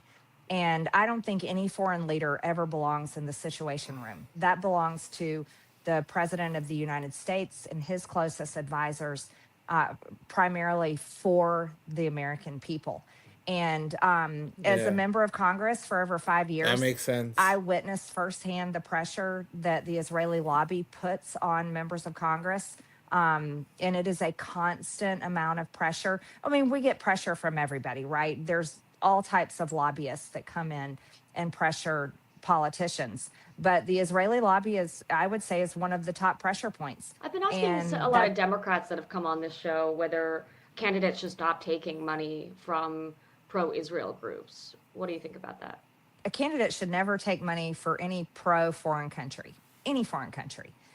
So yes, I fully agree with that. Candidates should not be taking money for pro-Israel groups. I mean, you can fill in the blank for the foreign country, but yeah, I totally agree with that. Are people who oppose this war on the Republican side, who are sort of pointing the finger at Netanyahu as the reason we're in And this? some people are calling her woke, right? They're calling Marjorie Taylor Greene woke. They're saying that she's gonna switch to the Republican Party, that she's to the Democratic Party, that she's gonna become a Democratic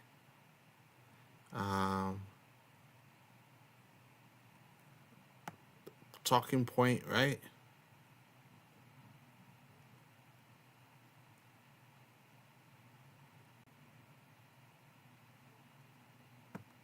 So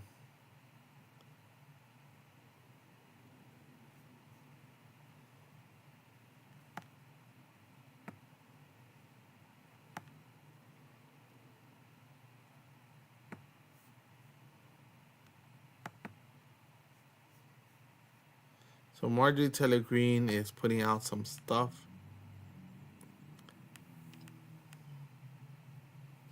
So she said, today and every day, this was 2022, right? And every day, never give up our freedoms. Never let them steal them away. Be a watchman on the wall and stay on guard every single second of every single day, because the left will stop at nothing until they destroy our faith and our families and our freedoms. That's what she said, right? And then now she changed her tune. Now she's speaking differently, right?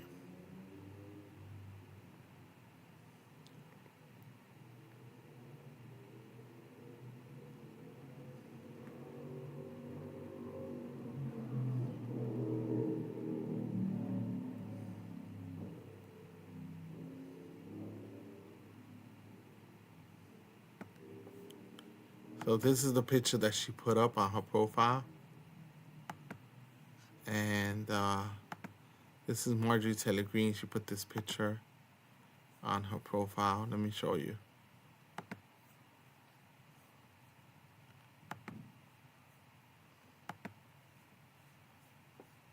old MAGA and new MAGA, right? There's a difference between the different MAGA movements, right? So these are the people that are in the inner circle. Josh Shapiro, Loomer, Mark Levine. All these people are in the inner circle. And Megyn Kelly, Marjorie Taylor Greene, Tucker Carlson, and Candace Owens are all in the outside, right? They no longer consider part of MAGA, right? They no longer consider part of MAGA.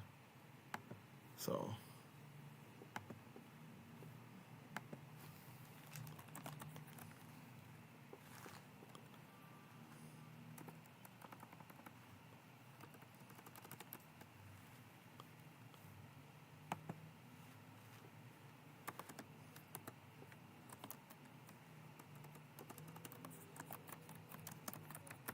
let's see.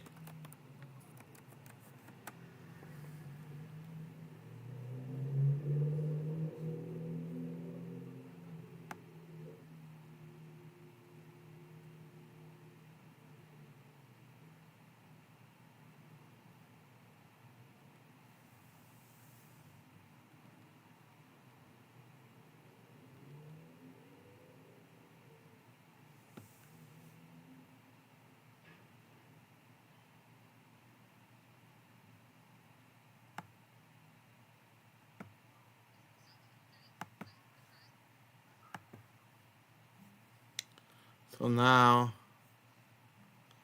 this is Laura Loomer going crazy. She's still supporting Trump no matter what, right?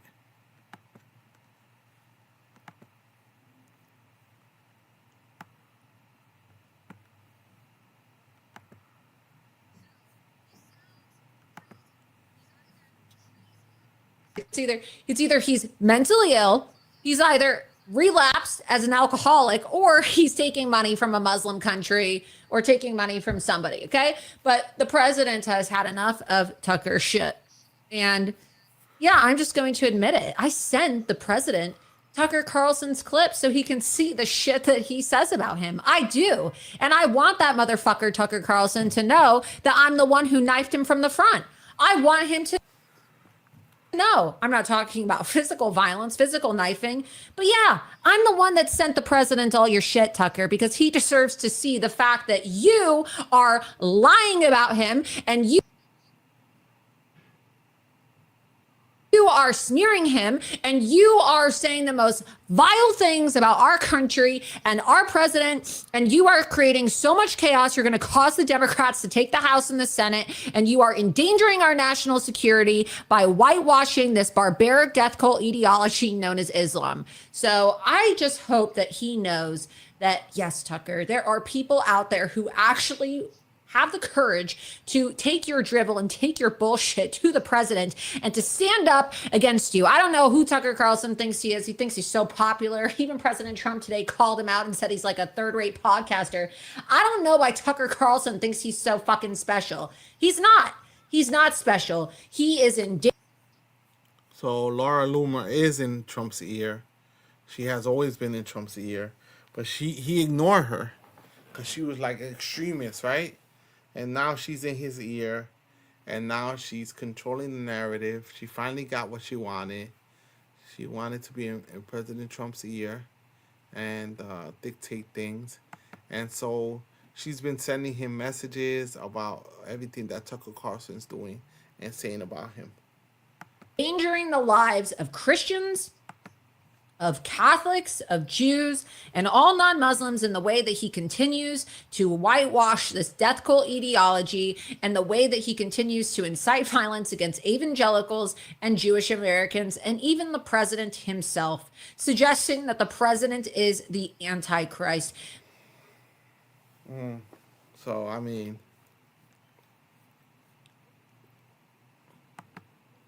two sides of the story, right? They're just going, MAGA is fighting MAGA, and the Pope just wants the war to end.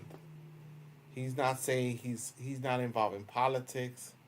He just wants less suffering, less conflict, less war, for people to work their peace out, to work their problems out, to be peacemakers, to not be warmongers, but be lovers of peace, lovers of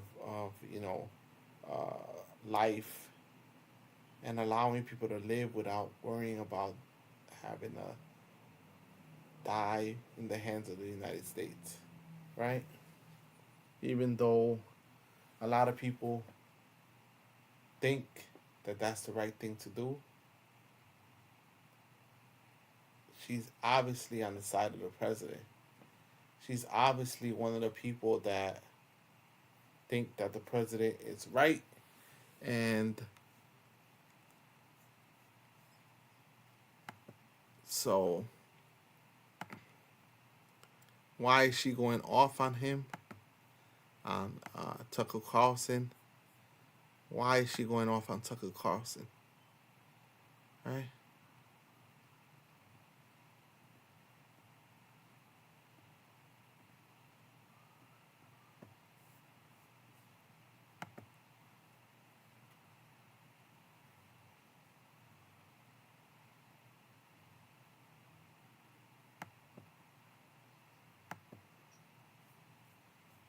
Oh man.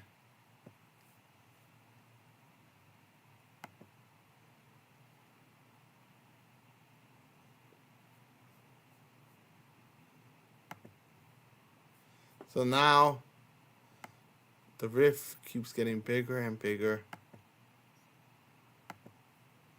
And so they're saying if this is what she's saying: Megyn Kelly, Tucker Carlson, Alex Jones, Glenn Greenwald, Candace Owens, Hodge Twins, Nick Fuentes, MTG, Massey, Rand Paul, the Hodge Twins, Bannon, and anyone I left out. Republicans lose the midterms and, or heaven forbid, the 2028 presidency. Most, if not all, blame will fall solely on your shoulders. No forgiveness will be given. From this point forward, I will work as hard as I can to do all I know to combat your narratives with the truth. No monetization, no paid influence, nothing but the truth.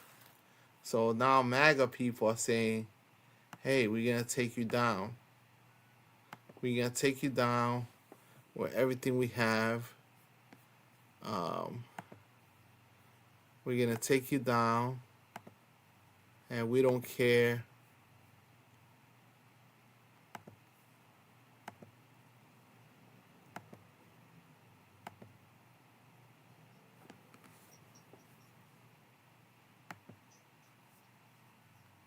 Thank you for your attention to this matter and Trump 2028. Thank you for your attention to this matter and Trump 2028. Thank you for your attention to this matter and Trump 2028. So, why are they so obsessed with Trump? Right? You see the world is a mess, and you want everyone to be loyal to Trump, right?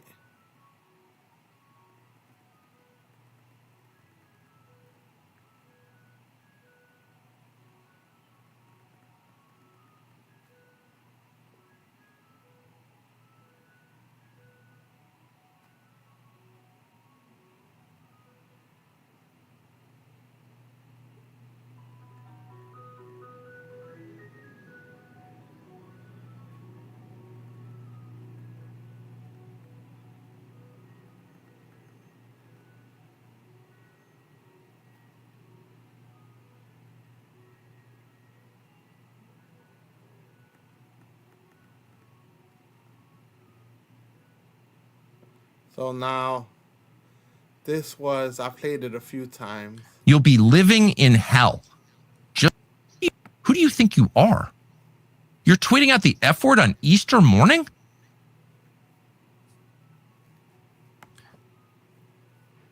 So this is what got Trump on a tirade, right? Because they all said that the 25th Amendment should be revoked against Trump. So this is this was the response, right?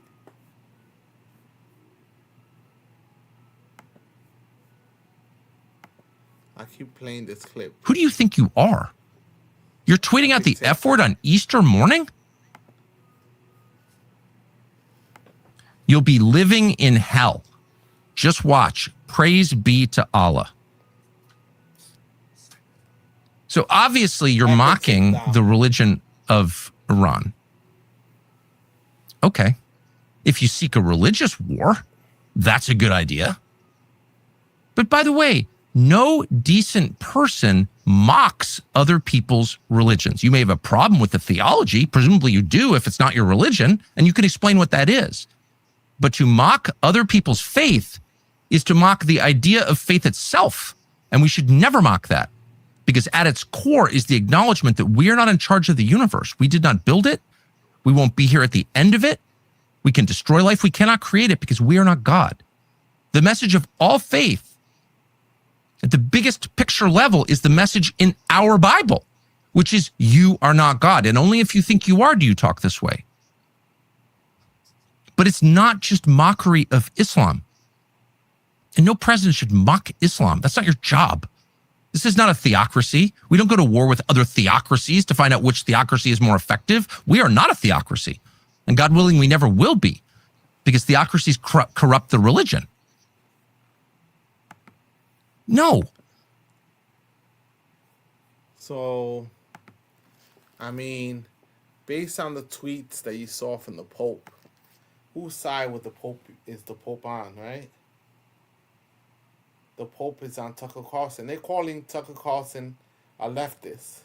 They're saying that Marjorie Taylor Greene have converted to being leftist, right? They keep saying that Tucker Carlson, Marjorie Taylor Greene are all leftists. They joined the socialists, and now they're all socialists, right? That's their argument, that they're all socialists.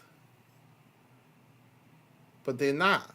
They're just standing up for what is right, right? There's one truth, and truth is self-evident.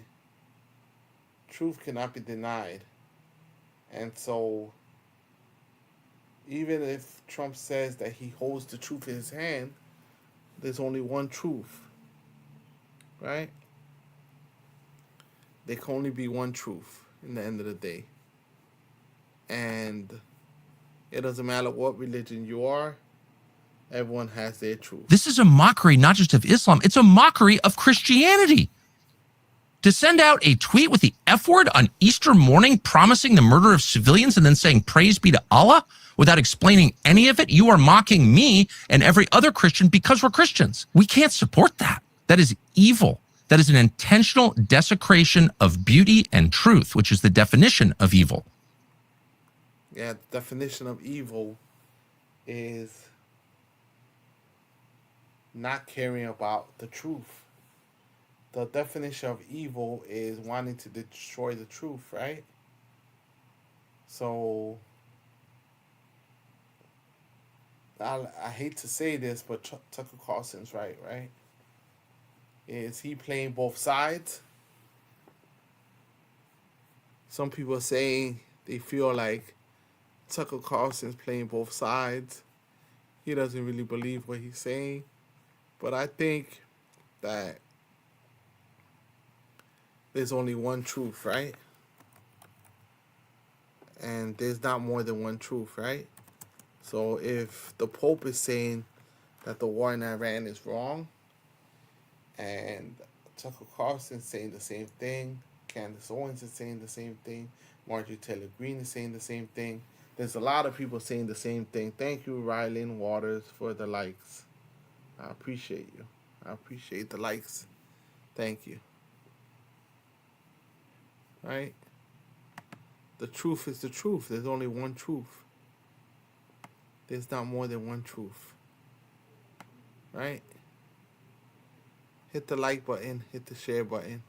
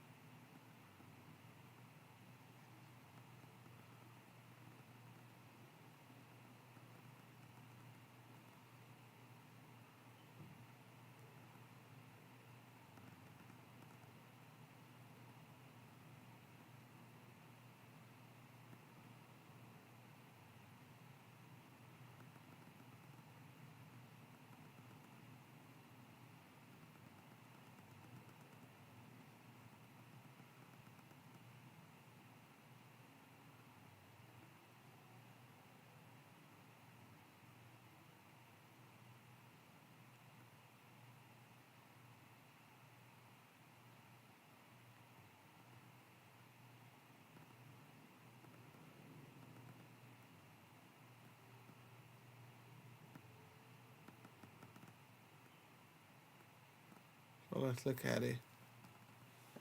Let's look at some clips of what's important, right?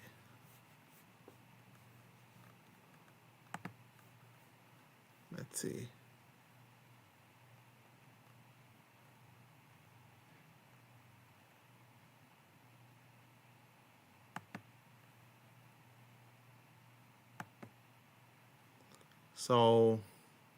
So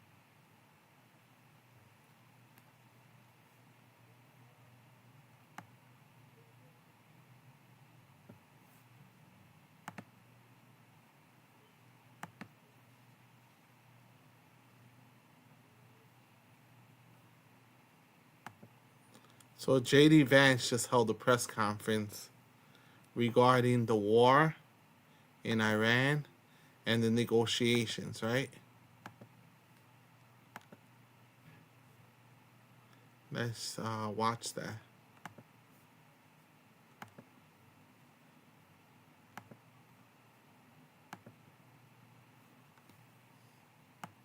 So he has left with no deal. And he said that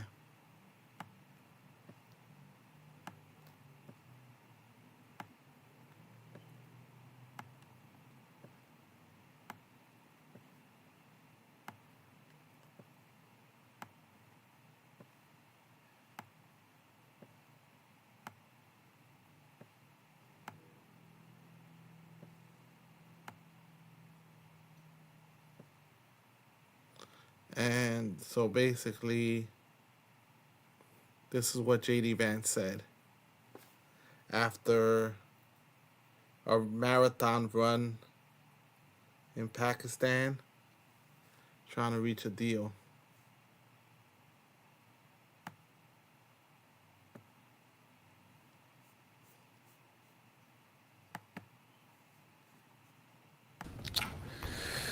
Well, good morning, everybody.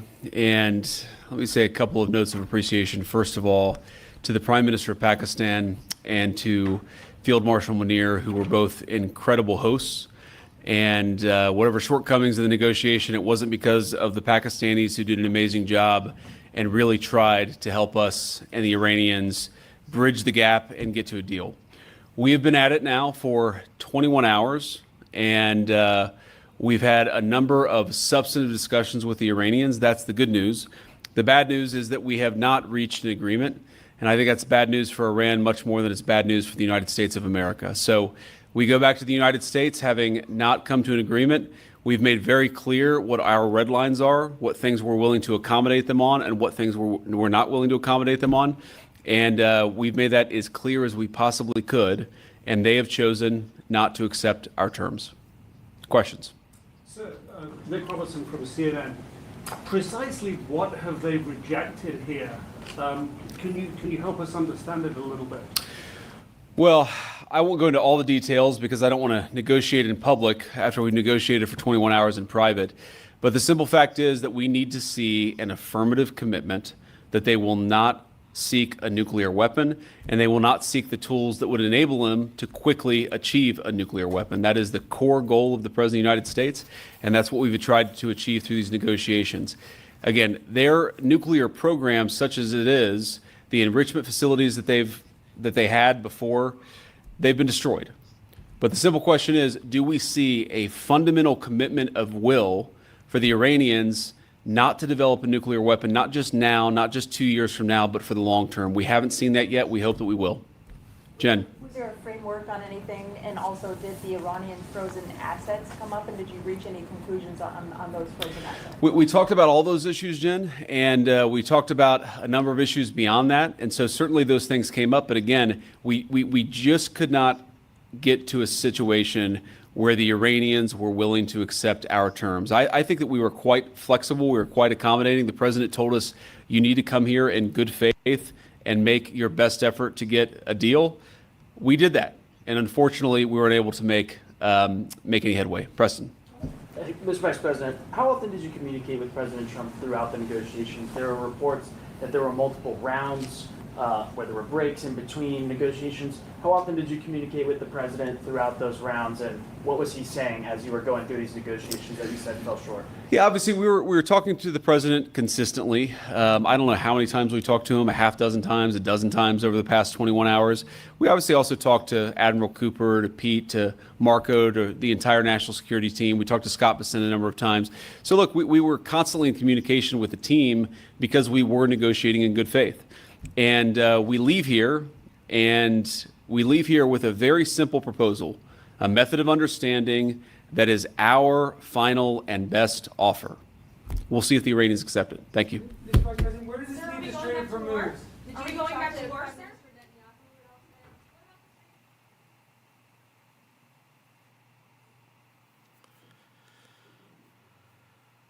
So it seems like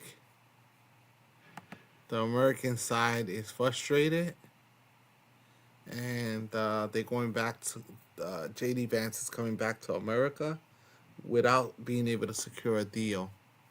And we figured that it was going to end like this because there was disagreement even among the team as to if there should be a deal, if what should be their goal. There was like a big disagreement among all the people that were negotiating on behalf of the United States, right? So they're saying that they offered their top deal and they refused to say what the top deal is. And so now we're left wondering what the top deal is, right? So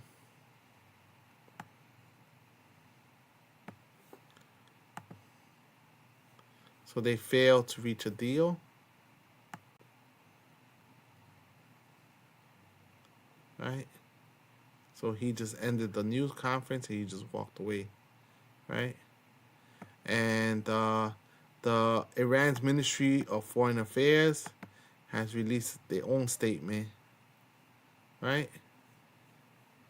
So according to the BBC, the spokesman for Iran's Ministry of Foreign Affairs, Ismail Bakari, has just issued a statement on the status of the peace talks with the U.S.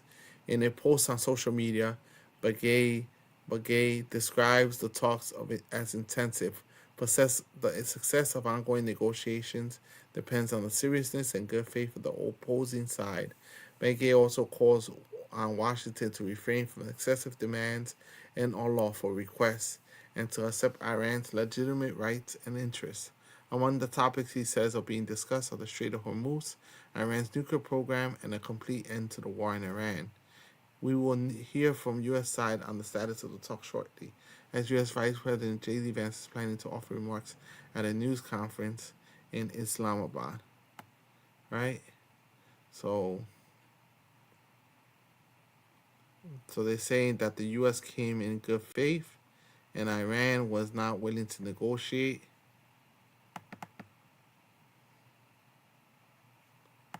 Right?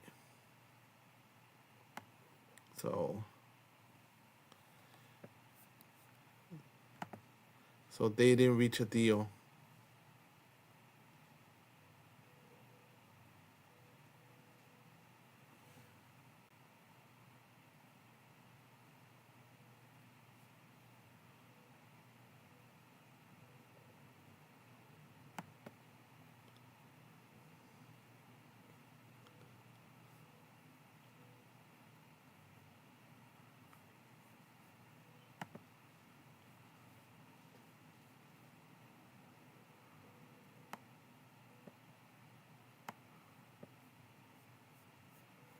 So no deal has been reached in the Middle East. So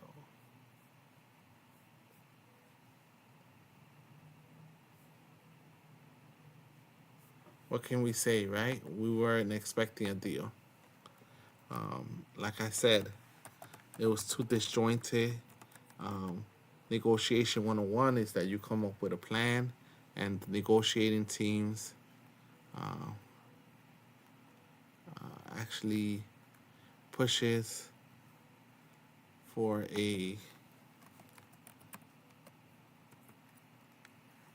actual plan, right?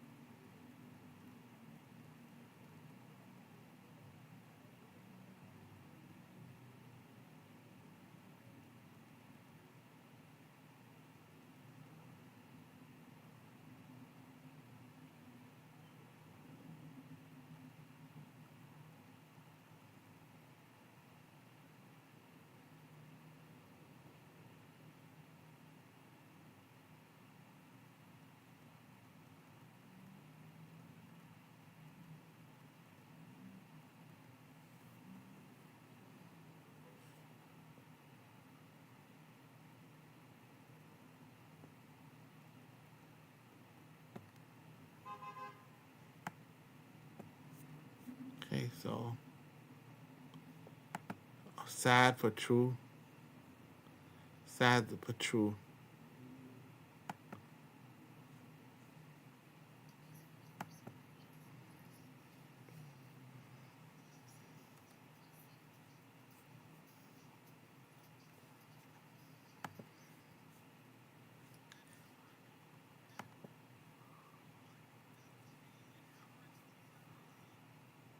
Broadcast. Oh my gosh, she cooked me. You know how I say Piker Broadcasting News for tomorrow's news today? She did that to me. What the hell?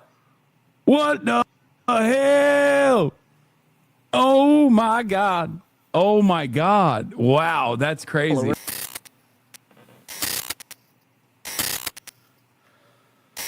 Having said that, I guess it's a perfect opportunity for us to go to the Leisure Miller video that just came out. Hi, it's Saturday.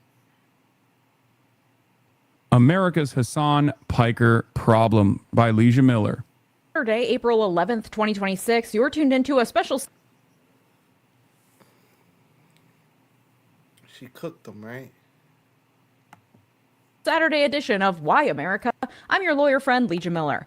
This week, Dr. Abdul El Sayed, a progressive candidate running to represent Michigan in the U.S. Senate, was joined by Hassan Piker at a campaign rally at Michigan State University. Despite the fact that Trump was literally threatening to an entire country while stripping away crucial social safety nets to fund his pointless war of aggression in the Middle East, despite, all the horrors, the Democratic establishment was more incensed and up in arms about I've never tried this root beer before. I'm about to. A&W. Stumping for a progressive candidate than they were about pretty much anything else this week. And hey, guess what? Prior to this week, I had never heard of Dr. Abdul El Sayed. Weird. It's almost like he's successfully campaigning for a seat in the Senate by aligning with people who will help publicize his race. Maybe instead of running around like their hair's on fire and twisting themselves up in knots trying to cancel Hassan Piker, the Democratic establishment could take some notes.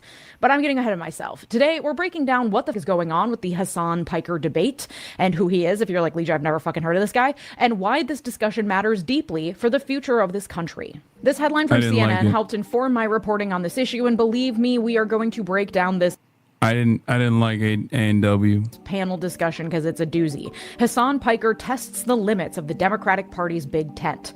Using the Ground News browser extension, I can get helpful background information on this publication in one quick glance. It's too To get spicy. the big picture, I can click on full coverage, which will show me coverage of the same story from publications across the political spectrum.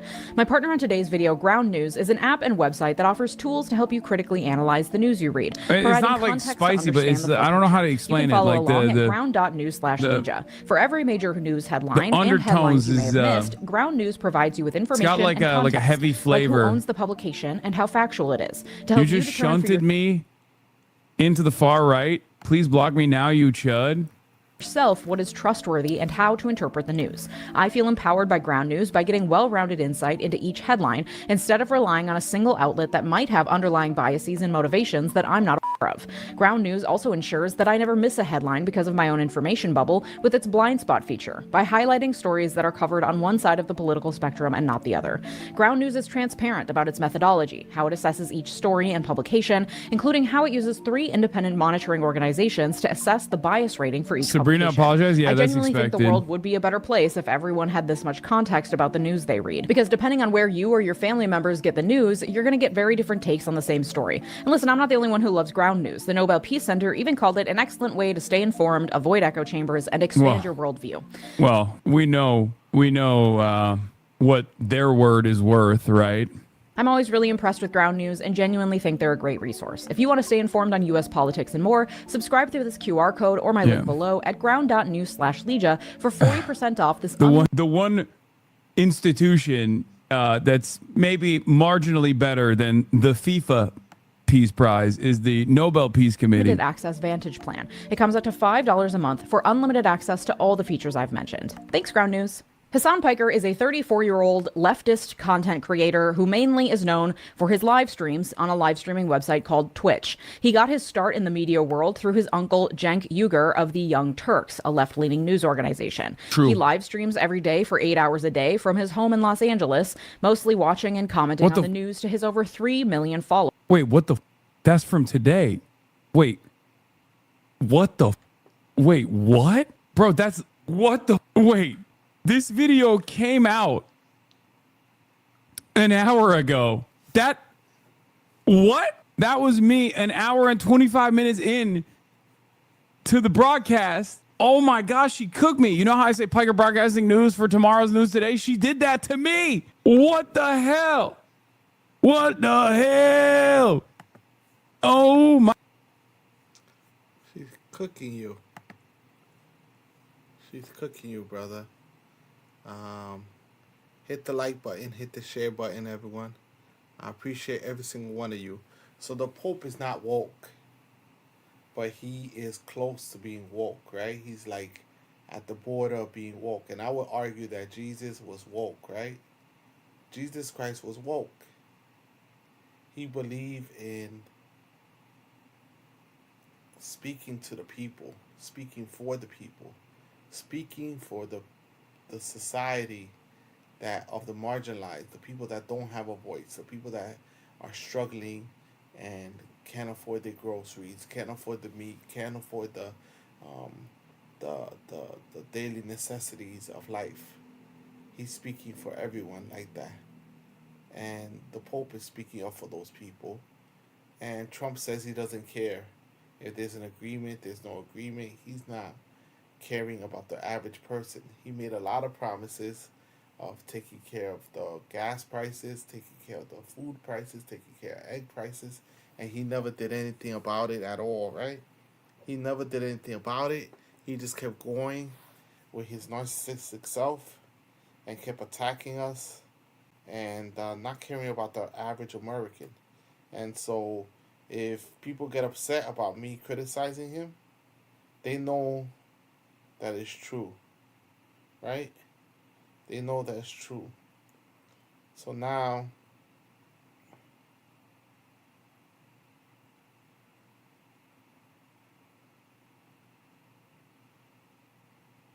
and so U.S. intelligence has shown that China is taking a more active role in the Iran war. So this is going to be hard for the U.S. because we already knew that China and Russia were providing intelligence, but China is getting frustrated with the United States, and China may have shipped missiles to Iran, and Beijing is allowing some companies to sell Tehran supplies that can be used in military production, American officials said. American intelligence agencies have obtained information that China in recent weeks may have sent a shipment of shoulder-fired missiles to Iran for its conflict with the United States and Israel, according to U.S. officials. The officials said that the intelligence is not definitive, that the shipments has been sent, and that there is no evidence that the Chinese missiles have yet been used against American or Israeli forces during the conflict. But even a debate in Beijing over sending missiles to Iran suggests the degree that China sees itself as having a stake in the conflict. Intelligence agencies have assessed that China is secretly taking an active stance in the war, allowing some companies to ship chemicals, fuel, and components that can be used in military production to Iran for the war.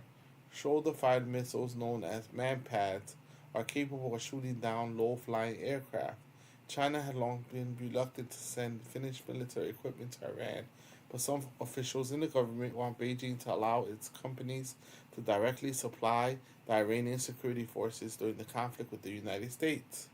So this is a bad for the United States, right? It's getting from worse to bad, right?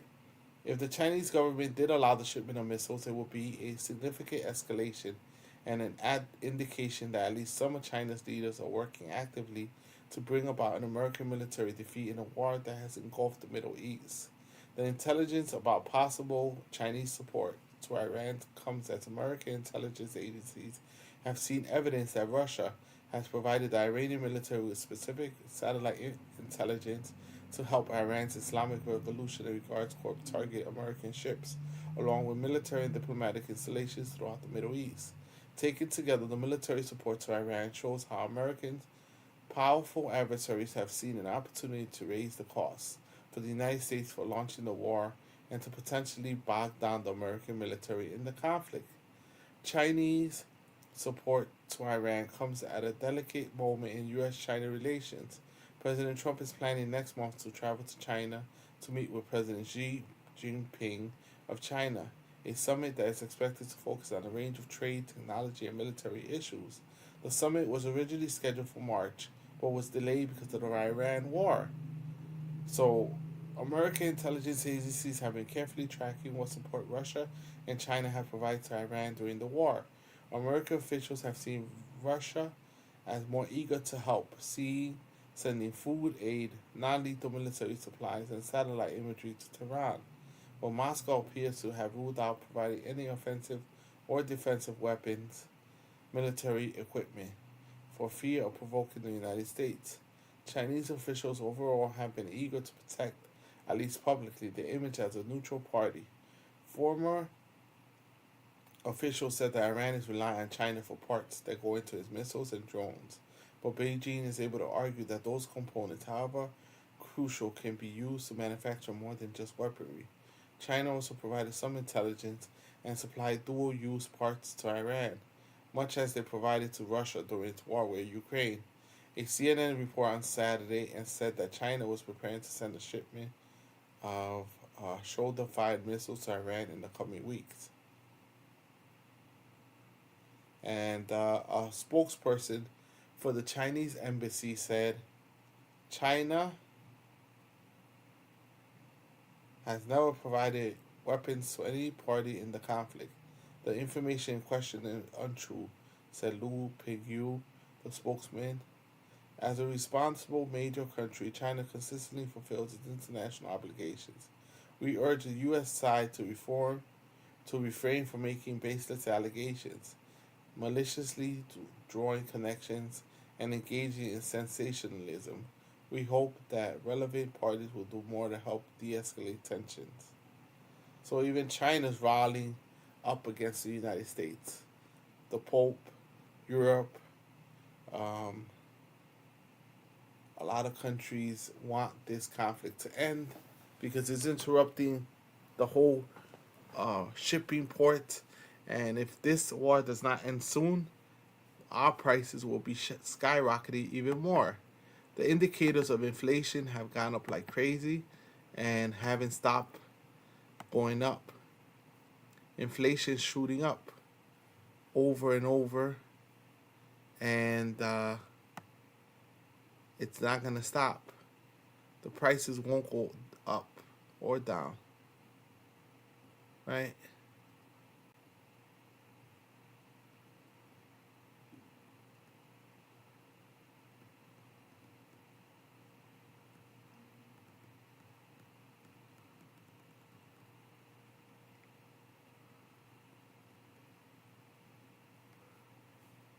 So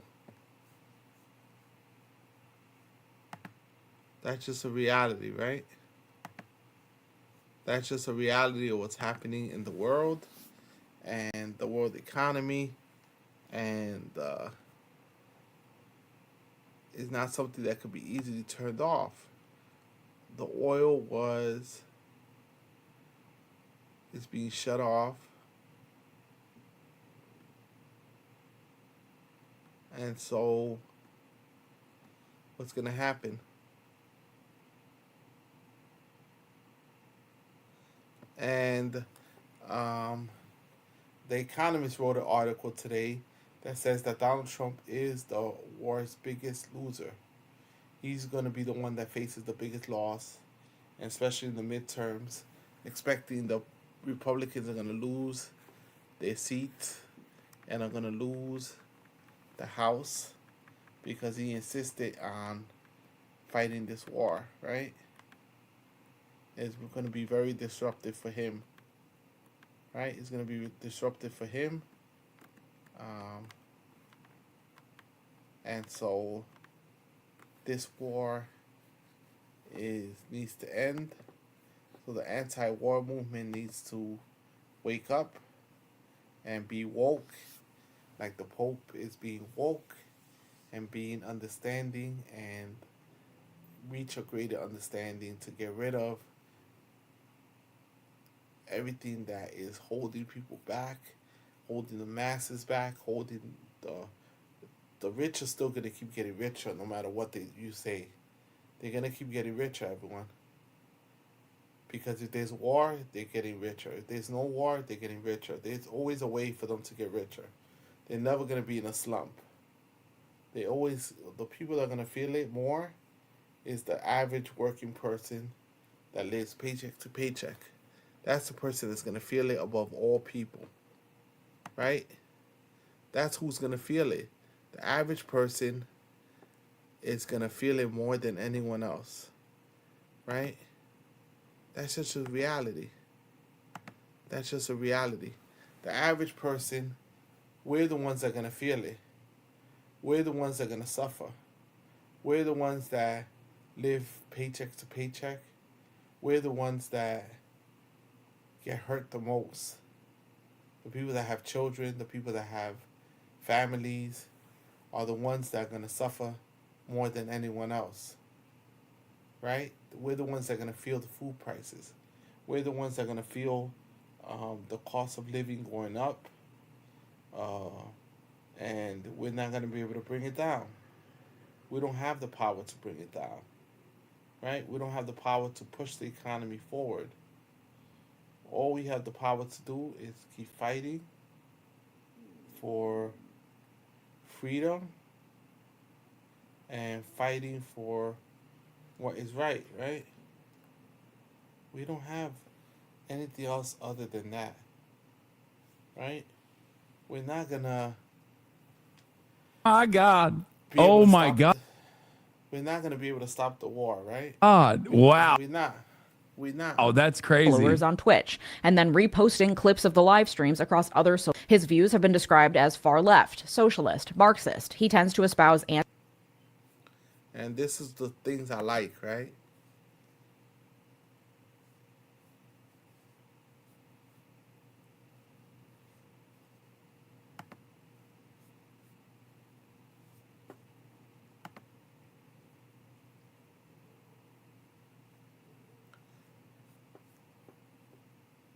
I'll leave. This is my last video before I sign off, okay?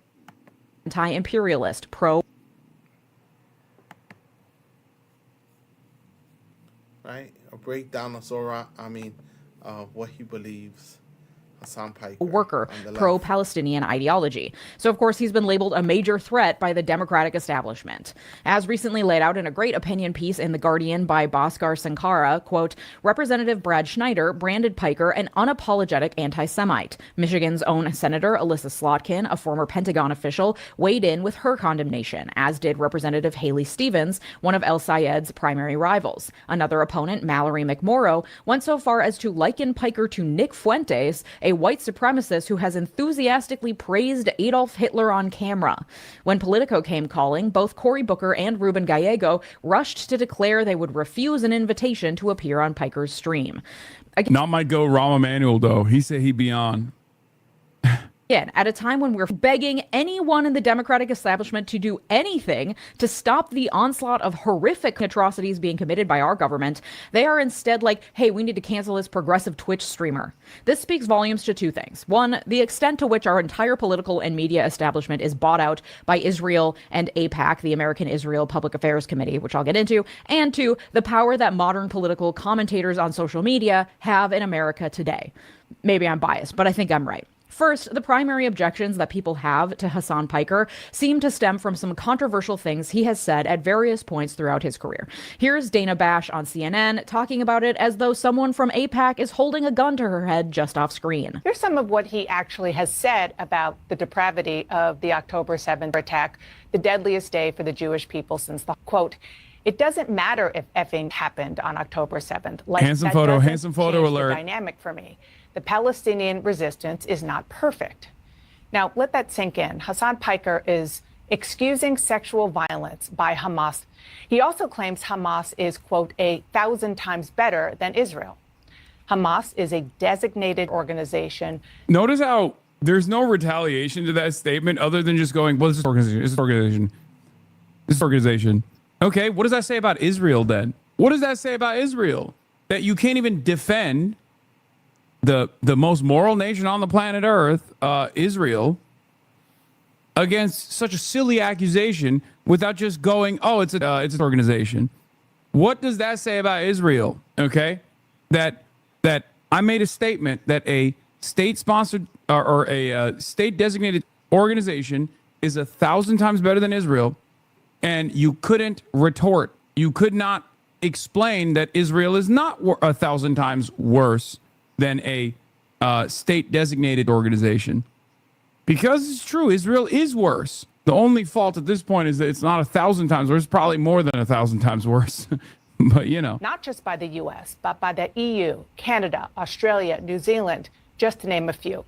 And here's what Piker said about the horrors of September 11th, 2001.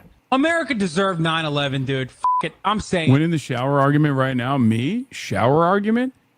Buddy, I won the argument without even being a part of the argument. The moment that you don't have a retort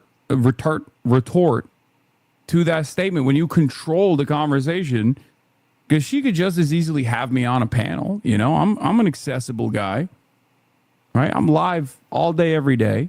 Like we can totally brought it on ourselves, dude. Holy shit. We did. We fucking did. Well, they always go hard on him, right? So that's where I'm going to leave you today. That we in the left have to come together to agree not to come after each other, not to attack each other, but to agree to get along, to agree to not attack each other, and just not argue about the small stuff, right? We believe in universal health care, right? But not start fighting and going at it how it should look. Like, right? The right doesn't do that. They just agree on the principle and then they work it out after, right? Behind the scenes. Affordable childcare. What does it mean? We work it out behind the scenes. We don't gotta fight each other over it.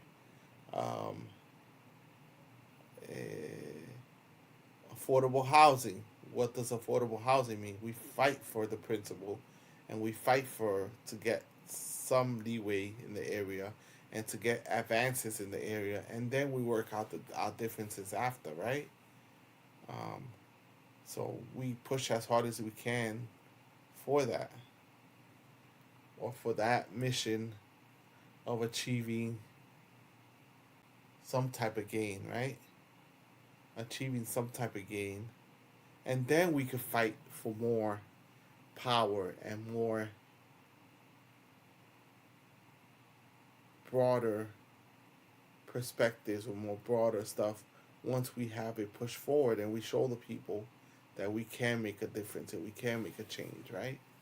So I'm not saying we have to compromise on our positions, but I'm saying that we have to just push forward and try to get as much as we can out of every situation and every location to improve the material lives of people, right? Once we improve the material lives of average people, they will support such principles as democratic socialism, right?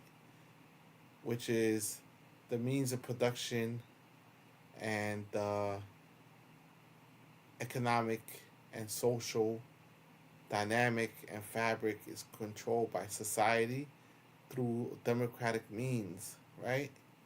To make it better and exceed the value of money, to make it less suffering, less punishment for people, and so the poor can thrive in our society. It's similar to what the Pope is saying. Similar, right? So I always tell people that democratic socialism is compatible with Christianity because we don't just push for one religion or another religion, we accept all religions into the big tent, right? And the big tent is something very important. We actually believe in it and we encourage it and we support that type of behavior, right? So helping each other, providing help for each other, mutual aid, and those that can work, and those that are weak and disabled, the children, those that can't work, then we help them out. And we make the society better by not having as many homeless people, houseless people, not having so many people sleeping in the street, and just having a better life overall for everyone. That's just a reality that we can enjoy together. Life, liberty, and justice, right? Life, liberty, and justice.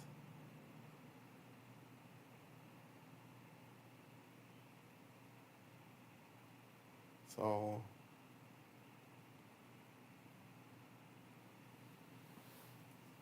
I appreciate you all for joining me. I'll be logging off. And is the Pope woke? We're all woke in America.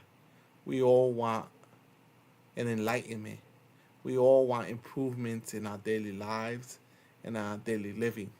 Unfortunately, some people believe that because they're better off than another group of people, that they don't have to ever strive for that.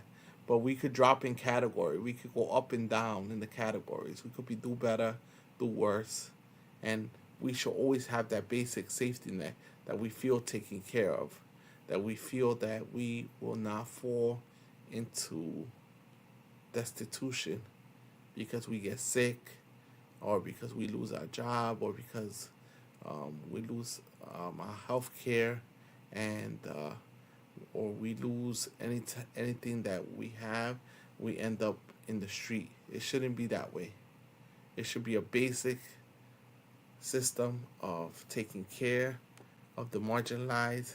And there's a report that came out in New York City that showed that there's a big disparity among racial groups in New York City. And people don't want to acknowledge that. They have denied it for a long time. And now it's true. And the last mayor tried to repress it and try to hold it back. But it's the true meaning of investigating and releasing the report. Zora Mandani released the report so we could see it and so we could see the disparities, large disparities in the city between the have and the have-nots. So thank you for joining me, and let's defeat this and everything that destroys our society. Thank you. Have a good night.